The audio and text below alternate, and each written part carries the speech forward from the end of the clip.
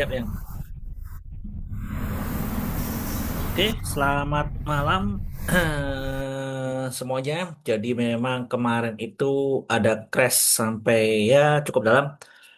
Tapi intinya sudah responnya cukup bagus, sangat bagus. Jadi kalau dibilang, Pak kok ngundurin diri? Ingat, OJK dan IDX itu tidak bisa dipecat. Jadi kemarin saya sempat ngobrol juga sama senior, ya orang lama di market dan dia kenal petinggi-petinggi semua lah. IDX dan OJK itu adalah lembaga kayak super body. Jadi tidak bisa dipecat, hanya bisa mengundurkan diri atau kena kasus besar. Jadi ketika beliau mengundurkan diri artinya terbuka peluang untuk masuk orang baru atau sistem baru lah. Dan intinya kita nggak usah menyalahkan sana sini lagi. Intinya adalah market harusnya Senin akan optimis. Itu Pak Purbaya Menteri Keuangan bilang market naik, bahkan Pak Rosan pun sampai bilang udah tenang, IHSG Senin hijau gitu. Ya udah saya kirim juga di grup itu ya, di grup PIPMI semua, PIPMI Platinum dan PIPMI biasa. Intinya Danantara sudah siap. Kemarin juga Jumat Pak Prabowo sudah bilang dapen-dapen boleh beli saham sampai 20%. Pak nanti nggak jebol lagi nih pakai Asabri sama Danantara, apa Asabri sama Jiwasraya. No no no. Itu memang gini ya, isunya itu luar biasa sekali. Bahkan kemarin ada muncul isu lagi bilang 18 menteri mengundurkan diri. Aduh itu hoax banget itu. Itu kayaknya bakal cari pemerintah tuh. Saya penyebarin hoax tuh. 18 menteri mengundurkan diri. Jadi hati-hati dengan hoax-hoax. Intinya dapen-dapen itu boleh beli 20% saham seperti dulu, tapi jangan khawatir aturannya sudah dibuat. Hanya boleh saham LQ45.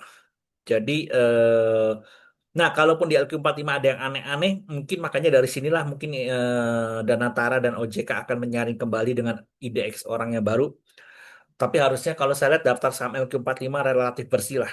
Artinya, kalaupun ada sampah-sampah dan sebagainya, mungkin sedikit lah, sedikit banget. Makanya kan Pak Pandu sudah ngasih panduan, nanti mereka harus beli saham yang fundamentalnya bagus, ada isinya, bisnisnya bagus gitu kan.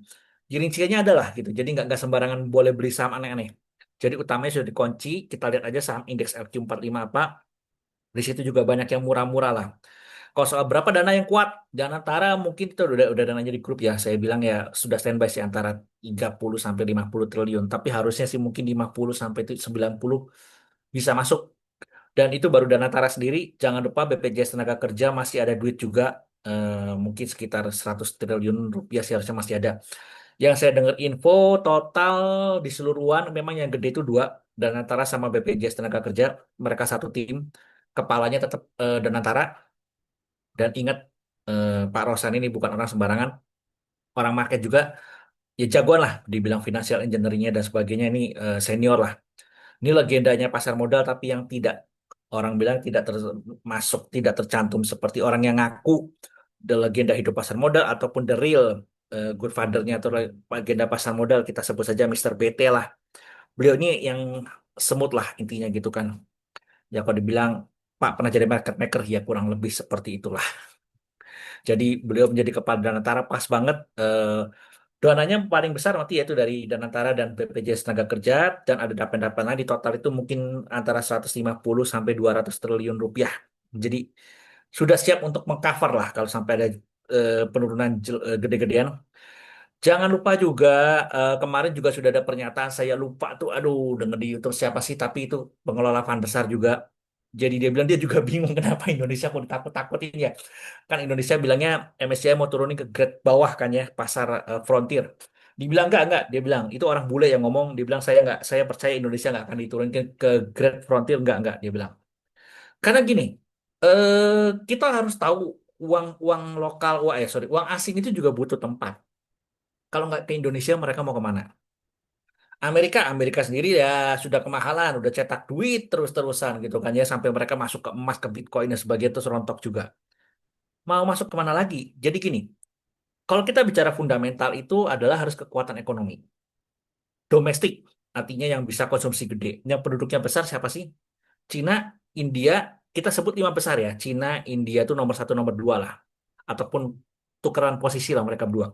Di bawahnya ada Amerika Serikat, ada Rusia, Indonesia lebih tinggi, Indonesia lebih tinggi lah. Nah, artinya uang dari Amerika itu mau masuk ke mana? Ke Rusia nggak mungkin, lagi di juga. Ke India, India juga istilahnya sudah terlalu mahal juga. Jadi kemarin ada patokannya juga saya baca kemarin ngobrol nih, gue tunjukin datanya nih India juga udah kemahalan.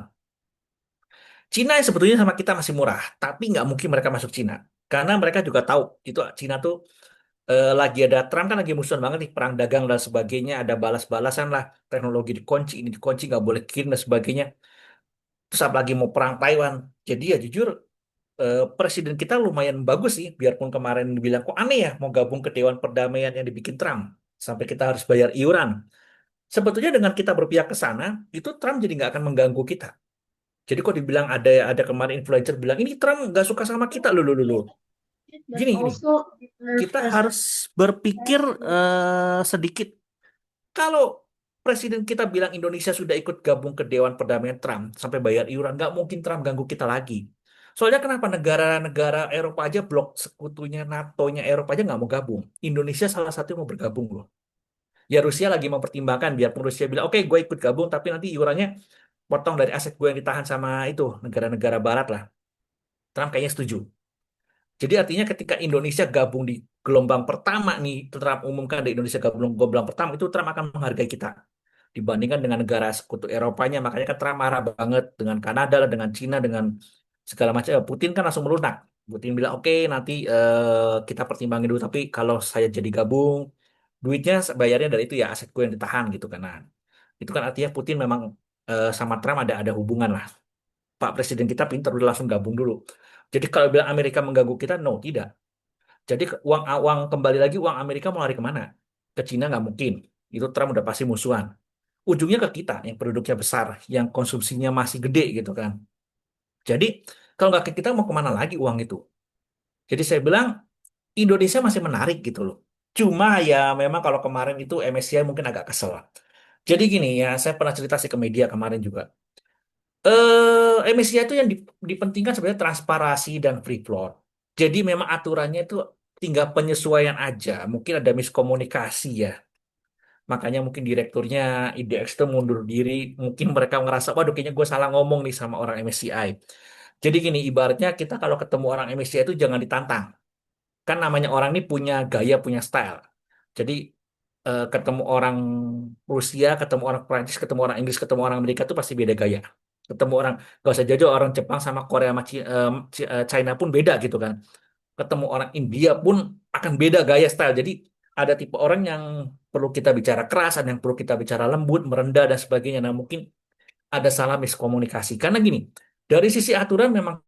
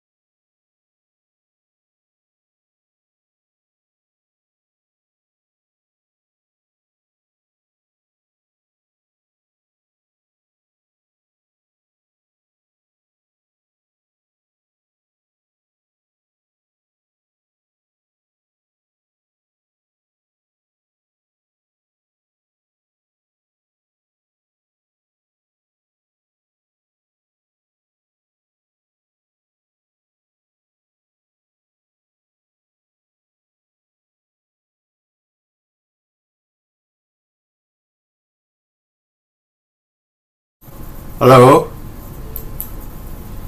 halo, Iya ya, Pak Kiswoyo sudah saya jadikan host. Saya mau klaim co-host lagi agak sulit nih. Kak Kisnya Pak terlempar Kris yang kayaknya keluar yang. Ah, Pakis terlempar ya, Lempar keluar keluar. keluar karena apa ya? Tadi Terlempar sinyalnya sinyalnya kena kali sinyal. yang Iya, sebentar saya telepon dulu ya. Makanya kok eh, pokoknya kok saya jadi sepi. Ya, Eyang masih jadi hostnya, Eyang. Bentar. Oh, pakai sudah. Oke, Colin Campbell. Jadi Prof. Colin Campbell itu bilang bahwa Nah, 80 sampai Ya, 90 halo.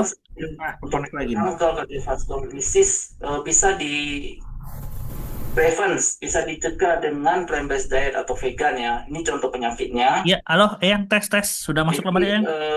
sudah. Itu siapa yang bicara? Sebentar saya tutup jauhnya. Udah, Yang saya tutup, Yang.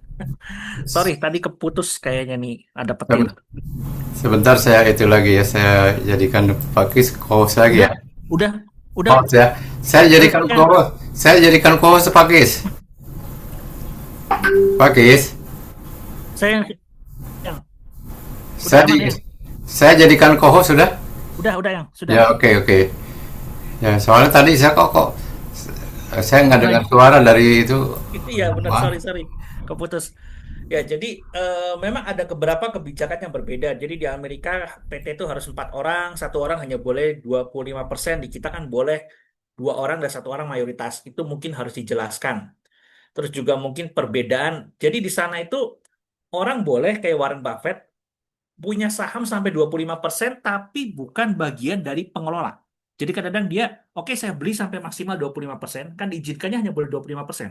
Kalau di kita kan boleh, sampai mau 30% boleh, sampai ada saham listing punya siapa, tahu-tahu ujung-ujungnya punya siapa lagi gitu kan. Di sana tidak boleh. Jadi ada aturan maksimal 1 orang hanya boleh 25%. Nah, Oke, sudah itu dulu ya. Ini iya, Yang. mohon nanti langsung ditutup ya.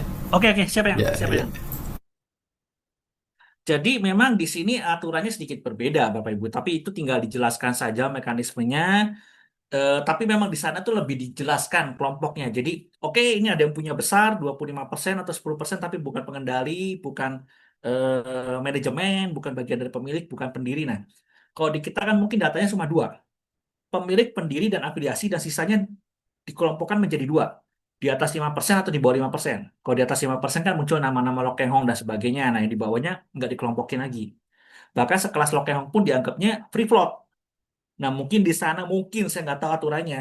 Kalau kita punya 10% pun, biarpun kita bukan bagian dari pemilik atau afiliasinya, seperti Pak Lokehong lah, nggak ikut ke manajemen, dianggap ini beda nih, kategorinya klasifikasinya beda.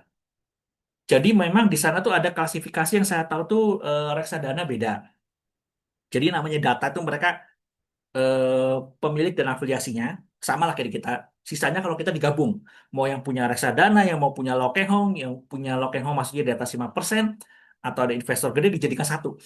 Pokoknya retail. Tinggal nanti di situ datanya yang punya 5% ada namanya keluar, yang enggak. Nah, mungkin kalau di mereka Amerika datanya lebih rinci gitu loh. Oke, ini pemilik dan afiliasinya. Tapi di antara sisanya tuh ada yang institusinya sudah dijelasin namanya ini reksadana, ini asuransi, ini seperti Lokehome, ini seperti investor atau gimana.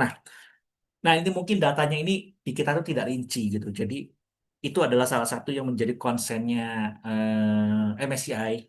Sama yang kedua itu kemarin juga saya cerita, mereka juga keselnya gini. MSCI itu kan orang Amerika. Saya tuh punya standar saya omongin. Nih, metode kita begini, standar kita begini. Bahkan ketika ada, sorry dalam tanda kutip, di pihak kita ini, emiten kita ada yang berusaha menggoreng saham, memenuhi semua syarat MSCI, bisa masuk ya bisa masuk. Sudah mereka akan terima. Nah, tapi kalau di kita kan, sorry ya, kemarin-kemarin itu IDX tuh kadang-kadang ditanyain, Pak, ini ARA itu kenapa suspend ujung-ujungnya? Ada yang kayak RLCO ya sebut aja, itu saham ARA berhari-hari tapi nggak disuspend. Ada yang baru ARA 2 hari kena suspend, ada ARA 3 hari kena suspend. Kan ini aturannya nggak jelas. Terus juga mereka tanya, setelah disuspend, oke open. Terus ada FCA dan sebagainya, ini berapa hari FCA-nya, berapa hari suspendnya. Nah itu kan, ya saya lupa sih direktur siapa yang ngomong waktu itu, sempat mereka ditanya, jawabannya, itu rahasia kita. Supaya market maker ataupun bandar ataupun orang lain tidak bisa mengendalikan ini saham. Supaya tidak bisa mengikuti atau membaca aturan kita. Nah, ini yang aneh Bapak Ibu sebetulnya. Makanya dari situ kita ngomong lah, kok begini amat sih, arogan sih. Sekelas MSCI saja nggak takut. Ini metodenya saya buka, kalau kamu mau saham kamu masuk MSCI, aturannya begini-begini syaratnya. ada yang mencoba mengakali masuk, ya sudah masuk. Nah, makanya mungkin ini saya bilang ke depannya akan berubah. Artinya aturannya semua akan ditetapkan dan harus terbuka. Itu sebetulnya diinginkan oleh MSCI Bapak Ibu, bukannya aneh-aneh. Dan keluhan itu sebetulnya kemarin sudah dikeluhkan juga oleh dalam tanda kutip dari sisi yang namanya ya selain IDX lah. Ada juga orang-orang pemerintah yang mungkin digabung di tim investment mereka lah dan antara dan sebagainya. Mereka sebetulnya udah ada keluhan. Cuma IDX waktu itu ya itu bilang belum cepat tanggap gitu loh. Mereka pikir ah gue ngomong begini juga ya udahlah orang MSCI juga terima gitu loh. Jadi nah tapi begitu sekarang MSCI ada mengancam, nah ini baru mereka ya oke lah kita kita berarti kan kadang-kadang gini ya kemarin itu muncul dalam tanda kutip mungkin ide itu setengahnya arogan. Lu semua mau komplain, Kakak ada enggak ini? intinya asing tetap nggak ada masalah kan. Nah kalau begitu sekarang asing yang komplain, ya kita semua takut lah gitu kan. Jadi ya memang saya bilang nih gebrakannya MSCI mungkin udah diunak untuk mereka tuh udah capek gitu loh ibaratnya nih kok begini amat sih gitu loh. Saya aja terbuka metodenya gitu loh. Mau kalian ngakalin gimana supaya memenuhi syaratnya masuk ya sudah saya terima. Jangan salah banyak loh MSCI punya saham-saham yang menyangkut yang sorry dalam tanda kutip di listing tuh ada. Kalau Bapak Ibu cek tuh ada. Ya sudah karena mereka open. Nah kalau IDX kan kemarin ya ada yang ditutupin lah. Metode-metodenya dibilang rahasia kita dan sebagainya itu kan ya itu asing juga sebenarnya nggak suka lah. Lebih baik eh, kita open lah. Makanya saya bilang ya benar tadi kata yang di apa di dalam tadi slide-nya kita akan memasuki era baru. Apalagi ya orang indeksnya sudah mundur, OJK-nya juga sudah mundur, ya sudah. Ini akan dimasukkan orang-orang baru yang saya pikir mereka sudah ada kejelasan. Oke, maunya MSCI begini, pemerintah juga mau begini. Ya lu harus kita compile semua lah, gitu loh. Transparansi benar. Jadi makanya saya bilang kita akan memasuki era baru, benar kata yang, gitu loh. Dan itu semua orang banyak yang ngeluh kok. Nggak usah jauh-jauh. Sejak saya bilang kan waktu itu banyak yang nanya nih, ya IHSG kok naik turunnya aneh ya? Ya betul. Karena hitungan bobot IHSG itu, sorry ya ini dalam tanda kutip masih rahasia mereka. Zaman dulu sebelum IPO Bukalapak Gold itu jelas. Bobot IHSG itu hanya diutak-atik setelannya 6 bulan sekali rubahnya. Jadi dalam 6 bulan itu akan dilihat periodenya, dihitung bobotnya berdasarkan market cap. Jelas. Rinciannya semua aturannya kayak MSCI lah ini gue buka. Makanya jadi zaman dulu tuh saham-saham kalau market cap-nya gede, nanti bobotnya bisa lebih besar di 6 bulan ke depan. Nah, sejak mau IPO Bukalapak Gold tuh kan diutak-atik nih. Nah, ini udah mulai deh istilahnya masuk ruang abu-abu yang kita sendiri bingung ini hitungannya gimana gitu tuh. Ya, saya tahu alasannya mereka supaya nggak dikendaliin, supaya mereka ide sampai nggak kendali. Tapi kan sebetulnya asing juga pusing gitu loh. Karena Pak ISG itu benchmarknya mereka, para fund manager. Jadi sekarang saya bilang, kenapa kok Pak pemerintah intervensi? Bukan intervensi Bapak Ibu. Begini ya, IDX ini tadi saya bilang kan, itu independen loh Bapak Ibu. Itu kayak lembaga super body. Tidak bisa dicopot, tidak bisa diberhentikan. Hanya bisa mengundurkan diri atau kena kasus sangat besar sekali. Jadi ya, saya bilang, padahal Bapak Ibu harus ingat, selalu saya katakan, IHSG itu gambaran 6 bulan ke depan ekonomi Indonesia. Jadi kalau kita mau tahu ekonomi suatu negara, orang luar negeri itu semua standarnya sama. Kita lihat indeksnya. Terbukti kan Dow Jones kenapa new high terus? Ya memang ekonomi Amerika nggak turun, nggak down gitu. Waktu coronanya baru lockdown udah turun duluan. Bahkan saat corona belum di open lockdown udah langsung naik IHSG naik duluan. Itu kan gambaran. Yang konyol adalah IHSG ini ternyata bukan di tangan pemerintah. Sorry dan tanda kutip ini swasta. Kemarin-kemarin itu swasta. Ya itu tadi saya bilang nggak bisa dicopot, nggak bisa diatur gitu kan. Hanya bisa mundurkan diri. Nah, ini makanya kan sampai mereka bilang dan ntar udah IDX di open biar Danatara bisa masuk punya 30% saham, 50%. Bayangin Bapak Ibu, pemerintah sudah kerja keras memperbaiki ekonomi. Tahu-tahu ada masalah dengan IDX, dengan IHSG, IHSG-nya turun, orang langsung image-nya apa? Wah, ini ekonomi Indonesia 6 bulan ke depan mau karam nih, mau krisis nih. Hanya gara-gara IHSG-nya turun. Padahal kan enggak gitu loh. Nah, ini yang mungkin pemerintah ngerasa, waduh kecolongan ini kenapa jadi begini? Kan Pak Purbaya bilang, kita lagi perbaiki terus nih ekonomi kita. Kita lagi berusaha bangun terus. Lah kok IHSG-nya turun dalam, wah nanti image-nya orang-orang asing dan sebagainya, wah ini ekonomi kita mau karam nih, negara kita mau krisis, Indonesia mau gelap lagi lah. Ya soalnya IHSG-nya turun. Makanya pemerintah sekarang, waduh sadar ini bahaya nih. Jangan sampai kita lagi ekonomi baik-baik saja, IHSG turun, jadi kacau malahan. Image-nya jadi jelek, padahal kan enggak. gitu loh. Ya kita tahu lah ekonomi kita stabil, ya harusnya minimal IHSG-nya stabil gitu loh. Tapi kan kemarin udah bagus tuh naik tuh. Ya karena saya yakin pertumbuhan ekonomi kita, ingat, Pak, ekonomi kita emang naik Pak, kemarin IHSG naik. Yes, Bapak Ibu jangan lupa, kita ini negara komoditi. CPO dunia 70% dari Indonesia. Timah, nikel, itu sebagian besar dari kita. Ketika kita produksi berlebihan, harga turun. Kemarin begitu timahnya, PT Timah itu kan paling besar ya, mengurangi produksi, jualan ke luar negeri kurang, langsung harga naik. Nikel juga sama, kan ini harga mulai naik. Terus kita sebut lagi apa? Emas, tembaga, bauksit. Nah, ini intinya adalah kita negara komoditi. Batu bara ada salah satunya. Juga kita besar. Bukan, tapi bukannya terbesar ya, batu bara ada banyak yang besar. Intinya kita adalah negara komoditi. Jadi kalau harga komoditi kayak harga emas naik tinggi, itu kan emiten-emiten kita banyak yang untung gitu loh. Nah itu jadi harusnya kita nggak ada masalah. Jadi kita harus ingat, saya masih ingat ceritanya nih lucu, itu mungkin yang daerah Sulawesi tahu lah. Daerah Sulawesi itu saya ingat penghasil coklat, karena saya suka coklat. Waktu itu gara-gara krisis moneter 98, dolar dari 2.000 mendadak ke 16.000. Itu petani coklat di Sulawesi kaya raya Bapak Ibu. Ya bayangin, coklatnya dijual pakai ke luar negeri, diekspor pakai US dollar. US dollarnya dari 2.000 jadi 16.000. Harga coklat nggak naik pun mereka untungnya berarti sampai lebih dari 5 kali loh. Ya karena apa? Kenaikan kurs kan. Mereka tuh di rumah nggak ada listrik. Karena uang berlebih apa? Beli kulkas, beli TV. Kulkasnya jadi lemari baju. Karena kan nggak ada listriknya di rumah mereka. Karena ya itu saya bilang uangnya berlebih. Jadi pada saat itu dibilang, wah Indonesia krisis. Tapi bagi orang Sulawesi yang petani coklat enggak. Kita malah kaya raya. Itu contoh. Oh ya, kita juga penghasil coklat, tapi bukan yang terbesar di dunia sih. Bukan terbesar di dunia. Yang terbesar di dunia itu CPO yang saya tahu 70% dunia dari kita, timah, nikel itu dari kita. Gitu. Jadi ya intinya kalau dibilang sekarang kan Bapak Ibu tahu harga komoditi naik kan. Ya itu kita diuntungkan sebetulnya. Yang susah memang kalau harga komoditi turun. Itu kita semua rontok. Coba tanya sama petani-petani CPO. Wah, mereka kaya. Kenapa?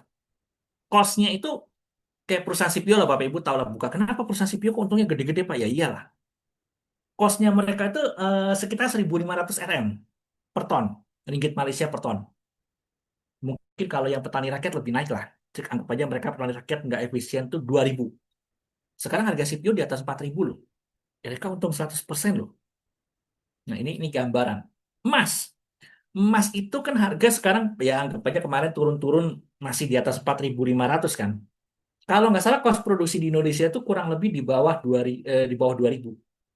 Ya sekitar $1.500 per troy ounce. Jualannya anggap aja kemarin 5.000. Ya udah turun deh kemarin data terakhir 98 apa sorry 49 atau 48. Ya turunin lagi deh 4.500. Dari 1.500 ke 4.500 untung 200%. Timah, nikel ya udah pastilah. Batu bara contohnya itu cost-nya mungkin per ton itu ya sekitar anggap aja kalau nggak efisien itu $50 per ton. Oh, itu udah paling nggak efisien. Harganya di atas $100. Ya, intinya kita masih diuntungkan lah negara-negara. Kita sebagai negara komoditi kita masih diuntungkan. Memang kalau kita sudah habis semua komoditinya baru kita pusing kan istilahnya. Karena kita negara nggak punya apa-apa. Tapi untunglah kita tidak hanya komoditi tambang. KCPO itu kan tanaman. Coklat juga kita ada belum mayoritas. Makanya kan pemerintah lagi mau menggalakkan juga kan. Terus adalah tanaman-tanaman lain yang mungkin kelapa ya. Kelapa kan itu Cina lagi membutuhkan kelapa juga kan ya. Jadi kalau Starbucks itu dulu pakai susu, kayaknya Luckin Cafe itu atau apa pakainya santan. Jadi sekarang kelapa yang di Sulawesi itu lagi dicari katanya infonya. Jadi ya intinya ekonomi kita dibilang turun enggak lah. Saya yakin Pak Purbaya juga orang market, makanya benar kata ya kita akan masuk ke era baru di mana kita akan lebih transparan. Enggak seperti kemarin-kemarin katakan kita semua Bapak Ibu juga. Pak ini kenapa yang sini arahnya cepat? Apa arah baru sebentar disuspend terus FCA yang sana kok nggak Pak arah berhari-hari ya saya juga bingung Bapak Ibu orang IDX nggak mau buka rahasianya peraturannya gimana gitu kan nah era itu sudah nggak akan ada lagi sih saya lihat jadi yang saya baca dijanjikan kita harus transparan jadi kita harus jelas nah kalau bicara soal saham gorengan ini orang ide itu kemarin baru teman saya bilang baru ketemu kepala risetnya IDX Bursa Efek Indonesia. Mereka, kepala risetnya Bursa Efek juga bingung, saya bingung.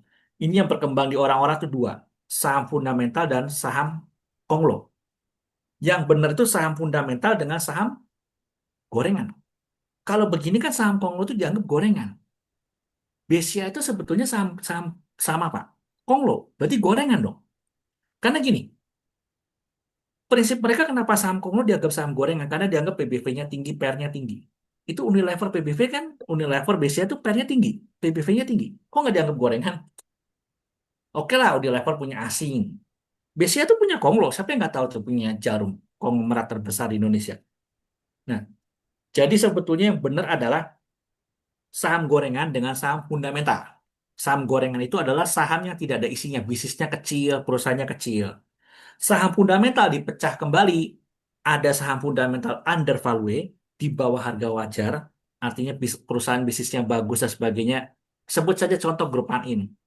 Perusahaannya bagus tapi harganya PBV-nya 0, pernya rendah, itu undervalue. Ada yang sesuai dengan harga wajar, ada yang sudah overvalue. Perusahaannya jalan, bisnisnya jalan gitu. Jadi ini bukan saya belain, tapi ada memang beberapa perusahaan konglo yang gorengan. Ya contohnya kita sebut saja grup Bakri ini campur. Kalau kita bicara bumi enggak, itu isinya memang ada tambang batu bara. Dia baru beli mau tambang emas. BRMS itu ada tambang emasnya sudah produksi juga. Dewa itu kontraktornya jalan. Nah yang lainnya mungkin kita harus cari tahu dulu ada isinya apa kagak. Kalau Barito Group, loh itu kan ada isinya semua. Masa TPIA dibilang gorengan? TPIA itu pabrik petrokimia terbesar di ASEAN, bukan di Indonesia, ASEAN loh, petrokimia terbesar ASEAN. Brand itu geothermal kalau nggak salah nomor 2 atau nomor 3 di dunia. Bukan Indonesia, bukan ASEAN, tapi di dunia. Kita bicara lagi cuan, memang cuan belum jadi nomor one atau di ASEAN ataupun di Indonesia, tapi di situ isinya adalah tambang batu baranya ada, batu bara coking coal star ADMR ada, tambang emasnya lagi mau digali, sebelah Aman Mineral ada tambang pasir silika. PTRO itu kontraktor kayak Dewa. Itu kan Bapak Ibu tahu sendiri dia kemarin Inco mau datangkan kontrak galinya sama dia dan grupnya Indika juga masih sama dia. Intinya banyaklah proyek dia. Jadi intinya Pak, itu ada isinya, ada bisnisnya gitu loh. Cuma memang dihargai mahal. Kenapa dibilang overvalue atau mahal? Ya karena orang melihat kan gini. Contohnya tambang emas.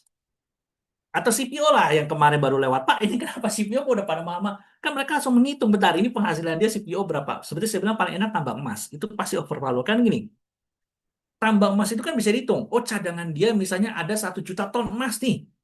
Kita langsung menghitung dengan harga emas sekarang, 1 juta tonnya, berapa nih dengan harga sekarang? Dikurangi ongkos produksi, untungnya sekian. Berarti ini adalah aset dia, misalnya contohnya adalah 100 miliar US dollar dibagi jumlah lembar saham, ketahuan kan, wih gila nih, jadi satu lembarnya harusnya dapat uang 50.000, harga saham sekarang masih 3.000, berarti boleh dong kalau ke 5.000. Orang sebetulnya satu lembar saham itu adalah senilai 50.000, kalau emasnya digali semua cadangannya, dikurangi ongkos produksi, dapat untung berapa, dibagi 5 lembar saham, per lembar sahamnya 50.000 rupiah. Ya langsung dikarek naik harganya, bukan dikarek naik ya, artinya banyak yang beli, mendekati harga 50.000. Ya sebetulnya kalau tambang emasnya digali semua nanti ketemu tuh angka 50.000-nya. Cuma kan nggak mungkin kan digali dalam waktu 2 tahun, 3 tahun kan. Bisa jadi 5 tahun atau 10 tahun baru ketahuan. Karena artinya ada prospek gitu loh. Nah ini ya, sebetulnya harus dibedakan. Cuma orang kok nganggapnya, wah semua ini gorengan. Kayak BCA lah. Kenapa BCA itu selalu dihargain mahal? PR-nya sama PBV-nya dibanding dengan bank lain. Ya karena orang kan tahu. Coba saya tanya deh. Bapak Ibu kenapa kalau naruh uang besar kok naruhnya di BCA sih? Bukan di bank jago atau di bank kecil-kecil ya kayak Bank Maspion atau Bank Arto atau banknya kecil-kecil lah. Kenapa naruhnya di BCA? Nah, karena Bapak Ibu semua percaya naruh uangnya di BCA, makanya harga saham BCA-nya PBV-nya tinggi, PER-nya tinggi kan itu kan kita semua yang percaya gitu. Makanya ya saya bilang sebetulnya bukan inilah makanya semua kadang-kadang zaman sekarang kan influencernya menggila nih. Ya kayak itu yang ada yang bilang nih, waduh, ini kita dikerjain Amerika, dari kerjaan Amerika gimana? Amerika kalau mau ngerjain Cina, bukan ngerjain kita. Trump punya ambisi, punya niat bikin satu lembaga baru, presiden kita langsung tanda tangan, siap bayar. Cina nggak mau, Eropa aja nggak mau, masa kita yang tanda tangan langsung dimusuhin? Ya Trump mikir dong, wah ini temen nih, gua punya ide dia langsung setuju dukung gabung mau bayar, ya nggak mungkin dicelakain dong, nyelakainya siapa itu nih, siapa nih yang gua ajak nggak mau, lu katanya Eropa sekutu gue udah lama tapi gua punya begini lu nggak mau, kalau Cina memang sudah musuh ya udah nyerangnya ke mereka dong bukan ke kita dong ke Indonesia. Ini cara berpikir saya bilang logikanya ya. Jadi kok bisa Amerika nyerang kita? Saya bilang, salah sasaran. Malah malah saya bilang karena Indonesia mau nurut, makanya mungkin saya bilang asing ini akan masuk ke Indonesia. Coba duit asing mau masuk ke Eropa, mereka mikir, waduh nanti sama Trump, Trump musuhan lagi. Masuk ke Cina nggak mungkin, Cina lagi musuhan sama sama si Trump. Kalau kita uang Amerika mau masuknya kemana? Siapa nih yang nurut sama Trump? Oh Indonesia langsung nurut. Ya, masuknya ke kita. Cuma mungkin MSCI itu saya bilang butuh ngamuk gitu ya karena mereka bingung liatin kita gitu loh. Ini ditutup, ono ditutup jadi nggak jelas semua kan. Nah makanya harusnya sih dengan ini ada pembenahan, kita akan memasuki era baru yang lebih baik.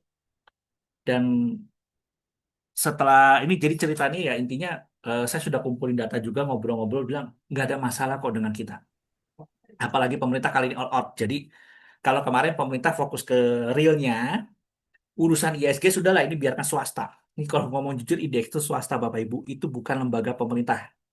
Yang tadi saya bilang lembaga super body. Nggak bisa dicopot, hanya bisa mengundurkan diri. Dan yang memilih juga siapa? Perusahaan sekuritas.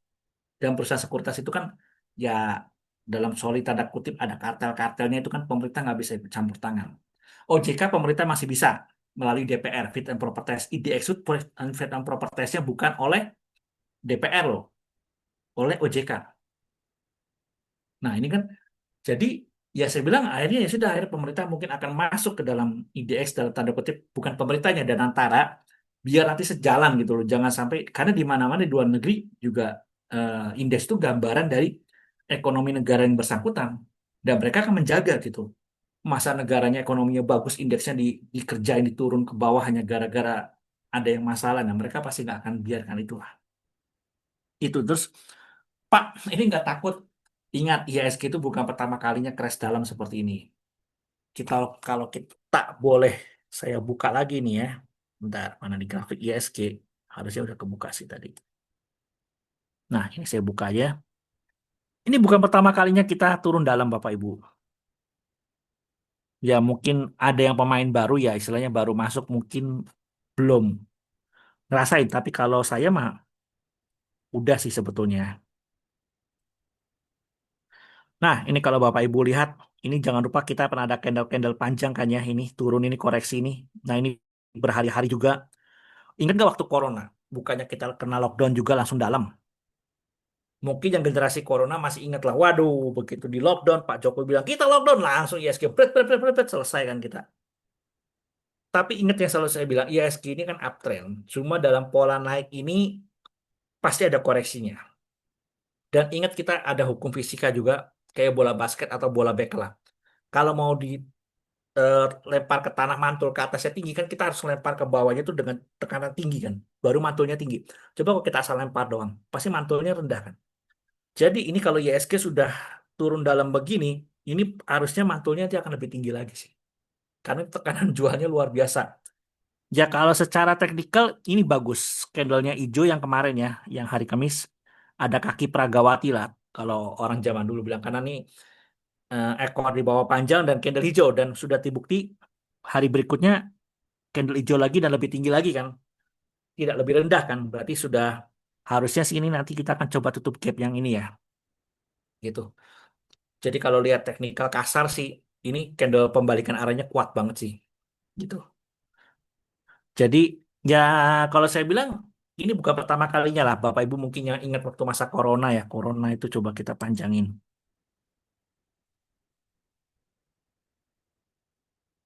Bentar. Nah, ini kan corona turun berhari-hari. Masa Bapak Ibu sudah lupa sih corona berhari-hari gitu loh.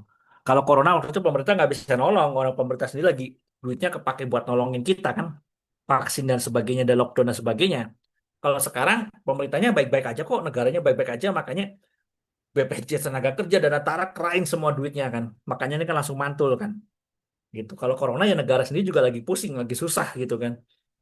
Ekonomi negara juga memang nggak jalan gitu ya, sudah sejalan lah. mau gimana caranya intervensi ke market, orang negaranya kita juga ekonominya lagi down gitu kan. Gitu. Jadi ya saya bilang yang terburuk harusnya udah lewat sih kalau menurut saya ya. Jadi kita tinggal mungkin nanti ada sisa-sisa riak-riak dan lain sebagainya lah.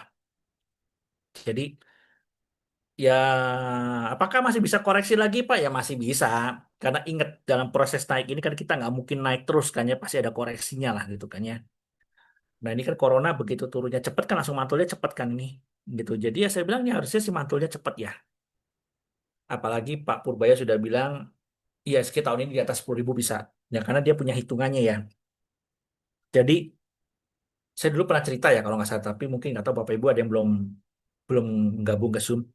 Pak Purbaya itu saya kenal waktu saya tahun 2008 apa 2009. Beliau itu masih kepala riset atau kepala ekonominya di Dana Reksa. Jadi dia punya satu indikator seperti BPS. Dia punya lembaga survei sendiri. Itu dia survei ke 20 kota besar, bukan ibu kota provinsi ya, tapi kota kelas 2 sama 20 apa 50 kota, itu saya lupa deh. Pokoknya itu rahasianya dia. Itu survei langsung sebulan sekali ke toko bahan bangunan, toko sembako, sama ada beberapa sektor lah. Jadi dia bisa tahu ini ekonomi mau melambat atau tumbuh apa enggak, dia tahu duluan. Sebelum BPS. Jadi dia punya lembaga survei sendiri nih, punya hitungannya. Makanya 6 bulan, sama prinsip dia, 6 bulan sebelum krisis, itu pasti tandanya sama dia alarmnya muncul. Dan kemarin kenapa dia bisa yakin ini ISG bisa 9.000, bisa 10.000? Karena berarti alarmnya nggak muncul, alarm krisisnya nggak muncul. Yang ada ini alarm optimis nih. Nah, saya bilang nih Pak Purbaya itu punya punya bukan pakai simsalabim, bukan hitungan biasa Bapak Ibu, tapi dia punya lembaga riset. Kayak BPS lah. BPS kan ada survei di banyak. Dia punya lembaga survei sendiri gitu. Semua tidak dipublish ke umum, ya pakai uang pribadi dia. Ada caranya, dia metodenya lebih cepat. Yang namanya kan perorangan. Kalau BPS kan ngumpulin data se-Indonesia, ada meeting dulu, dirundingkan dulu. Kalau ini kan keputusan beliau kan. Semua data dimasukkan ke sistem langsung muncul layar. Set, oke, hasilnya baik. Oke, hasilnya krisis dan sebagainya. Masih bilang cocok banget Pak Purbaya menjadi Menteri Keuangan kita. Karena dia punya datanya. Jadi dia bisa prediksi. Baik, ya kalau Menteri Keuangan sebelumnya ngandelin data PPS kan telat lah gitu kan. Kita tahu sendiri. Nggak usah jauh-jauh data pertumbuhan ekonomi kita, di surveinya kapan keluarnya bisa sebulan 2 bulan lagi gitu kan. Nah, kalau dia kan langsung muncul. Karena survei pribadi, kan semua data dilapor masukin sistem, mungkin sejam 2 jam udah langsung keluar hasilnya. Otomatis gerakannya bisa lebih cepat kan. Nah, saya bilang, saya optimis sih. Kita akan jauh lebih baik, apalagi Pak Purbaya orang market, ada indikator ekonomi sendiri, itu bukan indikator sembarangan, survei langsung. Dia punya survei sendiri lah. Gitu. Jadi, ntar sampai saya cas nih. Lobet. Ya, intinya uang cash banyak Bapak Ibu. Nah, ada satu hal yang lucu lagi. Ini saya tidak tahu. Mana sih? Ntar saya close dulu. Terus,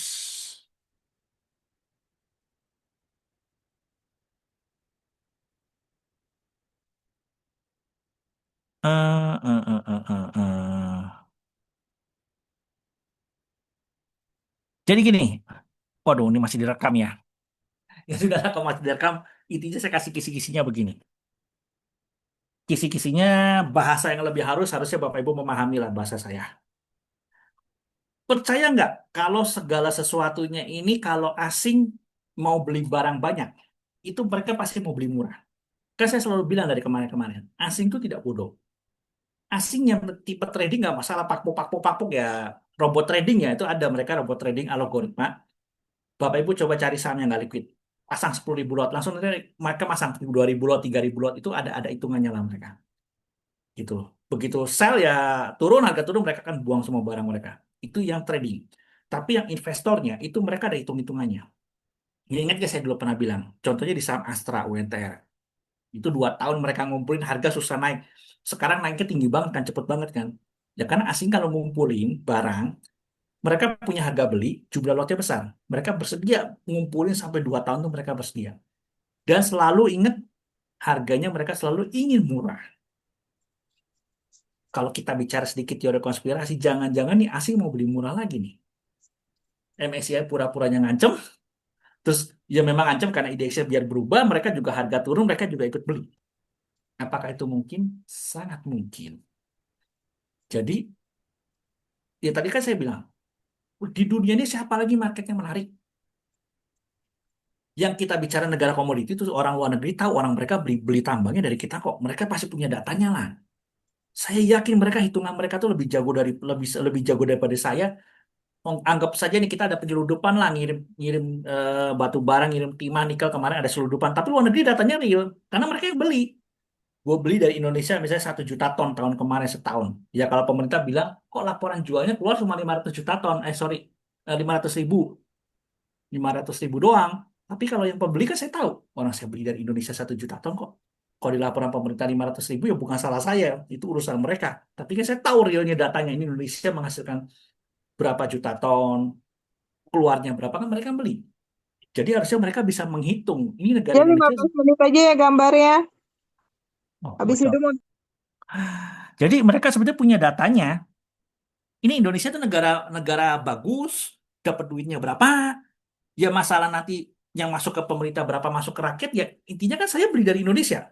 Saya beli dari Indonesia misalnya 1 juta ton nikel tahun kemarin. Kalau pemerintah bilang enggak ekspornya cuma 500.000 ya itu urusan pemerintah. Tapi kan saya udah bayar 1 juta ton. Masalah duitnya larinya kemana-mana kan itu masuk ke Indonesia. Ya minimal anggap aja Pak itu larinya ke mafia. Kan mafianya emang kerja sendiri kan kagak. Dia nyuruh orang juga pegawainya, nyuruh pekerja kasarnya lah, ada mandornya itu kan tetap bayarin masyarakatnya juga suruh gali. Dan nggak mungkin mafianya eh, gali sendiri pakai alat, pakai robot kan nggak, belum sampai seperti itu sih. Jadi kan mereka tetap nyuruh bawahan-bawahannya yang suruh gali gitu kan. Mau nyeludupin keluar juga perlu sebar uang. Ya intinya kan uangnya beredar. Uangnya beredar. Otomatis ingat uang itu berputar minimal 30 kali. Ya uangnya kan berputar. Jadi ekonomi negara kita akan berputar. Jadi intinya negara kita menarik. Karena mau masuk kemana lagi tuh uang uang asing. Karena mereka udah mahal. Masuk Cina nggak berani. Masuk kemana? India juga udah kemahalan. Karena India juga sama kayak kita kan main trading sahamnya juga tinggi tuh, penduduk juga besar gitu kan. Cina nggak mungkin bilang lagi musuhan. Mau mana? Lari ke Eropa. Eropa juga lagi musuhan masalahnya, lagi perang dagang matang. Lagi pula mau ngincer mana lagi gitu loh tempat investasinya. Ya Indonesia lah yang menarik saya bilang. Makanya bisa jadi mereka bilang wah Indonesia kurang murah nih. Udahlah, gue bikin isu macam-macam, gue tekan aja. Ingat ya, kalau yang belajar, saya dulu pernah diajarin teori bandarmologi. Kalau bandar mau beli barang, itu nggak mungkin mau di harga murah. Sorry, nggak mau di harga mahal. Mereka hanya mau di harga murah. Kok harganya udah mahal atau belum turun gimana? Ya mereka cebarin isu. Makanya saya selalu bilang, kalau saham lagi turun, lagi di bawah, berita bagus tuh akan hilang. Yang muncul tuh berita jelek semua. Kalau saham lagi tinggi, nih kayak Astra Internasional deh, nggak usah jauh-jauh nih masih. Sekarang kan tinggi. Lihat berita jeleknya dikit kan. Dulu waktu masih di bawah bilang mobil listrik mengancam penjualan Astra ini ono ini. Sekarang mobil listrik juga mengancam, tapi kok nggak digembar-gemborin sebesar dulu waktu masih di bawah gitu loh. Ini kita bicara yang masih baru lah Astra Internasional kita sebut. Ya itulah kalau saham masih di bawah, berita jelek keluar semua. Kalau saham lagi tinggi, berita bagus keluar semua. Artinya dalam tanda kutip ada yang mengatur. Nah, harga turun, keluarin aja semua berita jelek, mau MSCI ke mau apa, pokoknya berita jelek udah saya kumpulin nanti di bawah, nah saya bawa naik baru berita bagus keluar semua. Jadi kalau kita sedikit berpikir out of the box-nya adalah jangan-jangan penurunan ini memang ada yang mau beli gede nih. Nah kalau mereka sudah beli gede, artinya apa? Mereka harus bawa naik. Harga harus naik tinggi setinggi mungkin biar mereka bisa jualan di atas, untung besar juga. Ingat, mereka sudah ngumpulin 2 tahun. Nggak mungkin dong cuma 10% dilepas tuh nggak mungkin gitu loh. Capek dong Bapak Ibu, masa gue belinya aja 2 tahun cuma 10%, berarti setahun cuma tuh 5% dong. Nggak mungkin. Mereka tuh biasanya harus ngincernya minimal kalau sudah selama makin lama mereka proses belinya, itu pasti mereka ngincernya daging tebel dong. Nggak mungkin cuma daging tipis 10% 2 tahun. Ya logikanya daripada 10% 2 tahun, mendingan gue taruh aja di obligasi ori. Obligasi pemerintah kan setahun 5%. Gue nggak usah capek-capek nih ceritanya. beli jual, fee-nya juga mahal. Udahlah, gua taruh aja di beli obligasi pemerintah. Selesai. Setahun 5%, 2 tahun 10%. Jadi nggak mungkin. Kayak Astra gitu nggak mungkin gitu loh. Cuma memang kita nggak tahu nih harga beli average dia berapa, modal beli dia berapa, dan dia mau untung di berapa, itu rahasianya mereka. Itu rahasia perusahaan, rahasia dapur mereka. Tapi logikanya kalau hanya 10% untuk 2 tahun nggak mungkin. Artinya setahun 5%. Ya minim-minimnya harusnya kalau menurut hitungan saya, itu mereka 50%-an. 50%, tapi kalau 5 tahun, misalnya gini, kayak Astra nih, kumpulin 2 tahun, 3 tahun jualan. 50%, berarti kan setahun 10%. Ya mungkin masih masih fleksibel lah. Oke, masih oke lah. Artinya 2 kali lipatnya dari obligasi pemerintah. Tapi kalau 2 tahun ngumpulin, 3 tahun jualan, hanya naik 25%, berarti setahun 5%. Mendingan gue beli obligasi pemerintah. Simple, nggak repot gitu loh. Jadi rate-nya paling mungkin adalah obligasi pemerintah 5%, ya kali dua lah 10%. Jadi setahun loh. Tapi kan asing udah ngumpulin 2 tahun di Asra. Argometer udah jalan nih. Jadi kan harus minimal 20%. Kalau dia jualannya 2 tahun lagi, berarti harus naik minimal 40%. Tapi harusnya lebih tinggi lagi. Karena ingat, asing itu baru bisa jual besar kalau marketnya naik. Kalau market lagi kayak turun kemarin ini, nggak mungkin dia jualan. Nah, ada mungkin mereka nakut-nakutin. Wah, ini kesempatan nih gue dapat barang murah. Gue ikut ke book dulu, gue ikut jual. Kalian semua cut loss di bawah, saya tampung beli lagi di bawah. Kan itu cara mereka.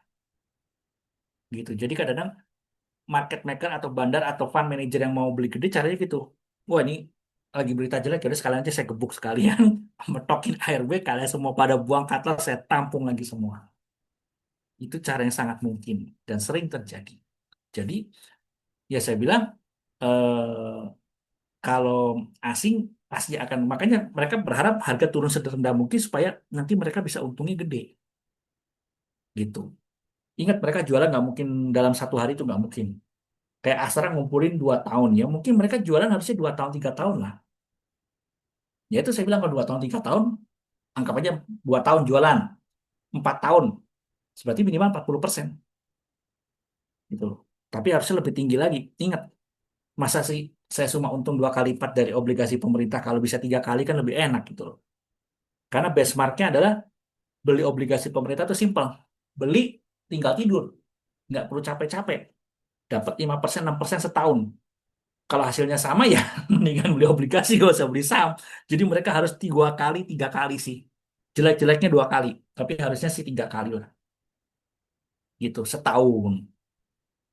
Jadi ya intinya jangan panik, jangan takut gitu saya bilang. Makanya kan ini Danantara semua BPJS Tenaga Kerja masuk karena mereka tahu ini momen mumpung lagi murah gitu. Jadi jangan sampai cuma asing doang yang mau beli di bawah, mereka juga ngelola dana uang lokal juga, ya kita harus ikut beli di bawah. Gitu. Ini gambarannya. Jadi saya bilang, market turun ya kita jangan takut gitu. Toh kita bukan pertama kalinya turun dalam, corona kita pernah dalam juga gitu. Dan ingat prinsip mekanismenya, kita masih negara yang sehat, negara yang diincar oleh asing. Jadi itu tadi saya bilang komoditi.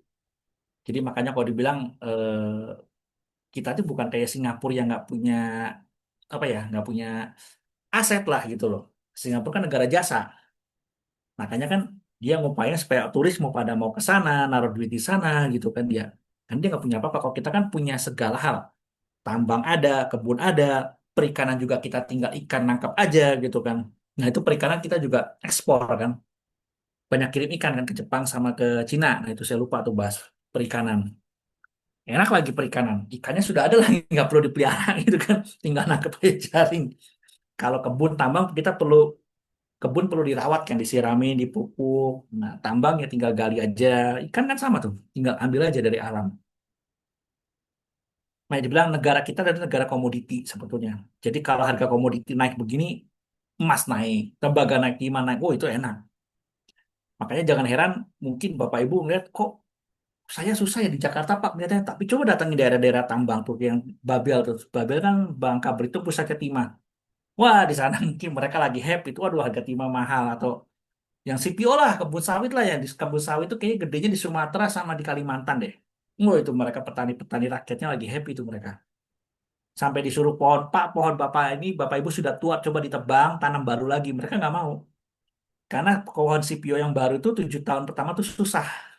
Jadi mereka bilang, kalau gue tebang sekarang, gue susah nih hidup pas-pasan 7 tahun. Orang sekarang lagi enak-enaknya, harga lagi tinggi-tingginya, mereka nggak mau.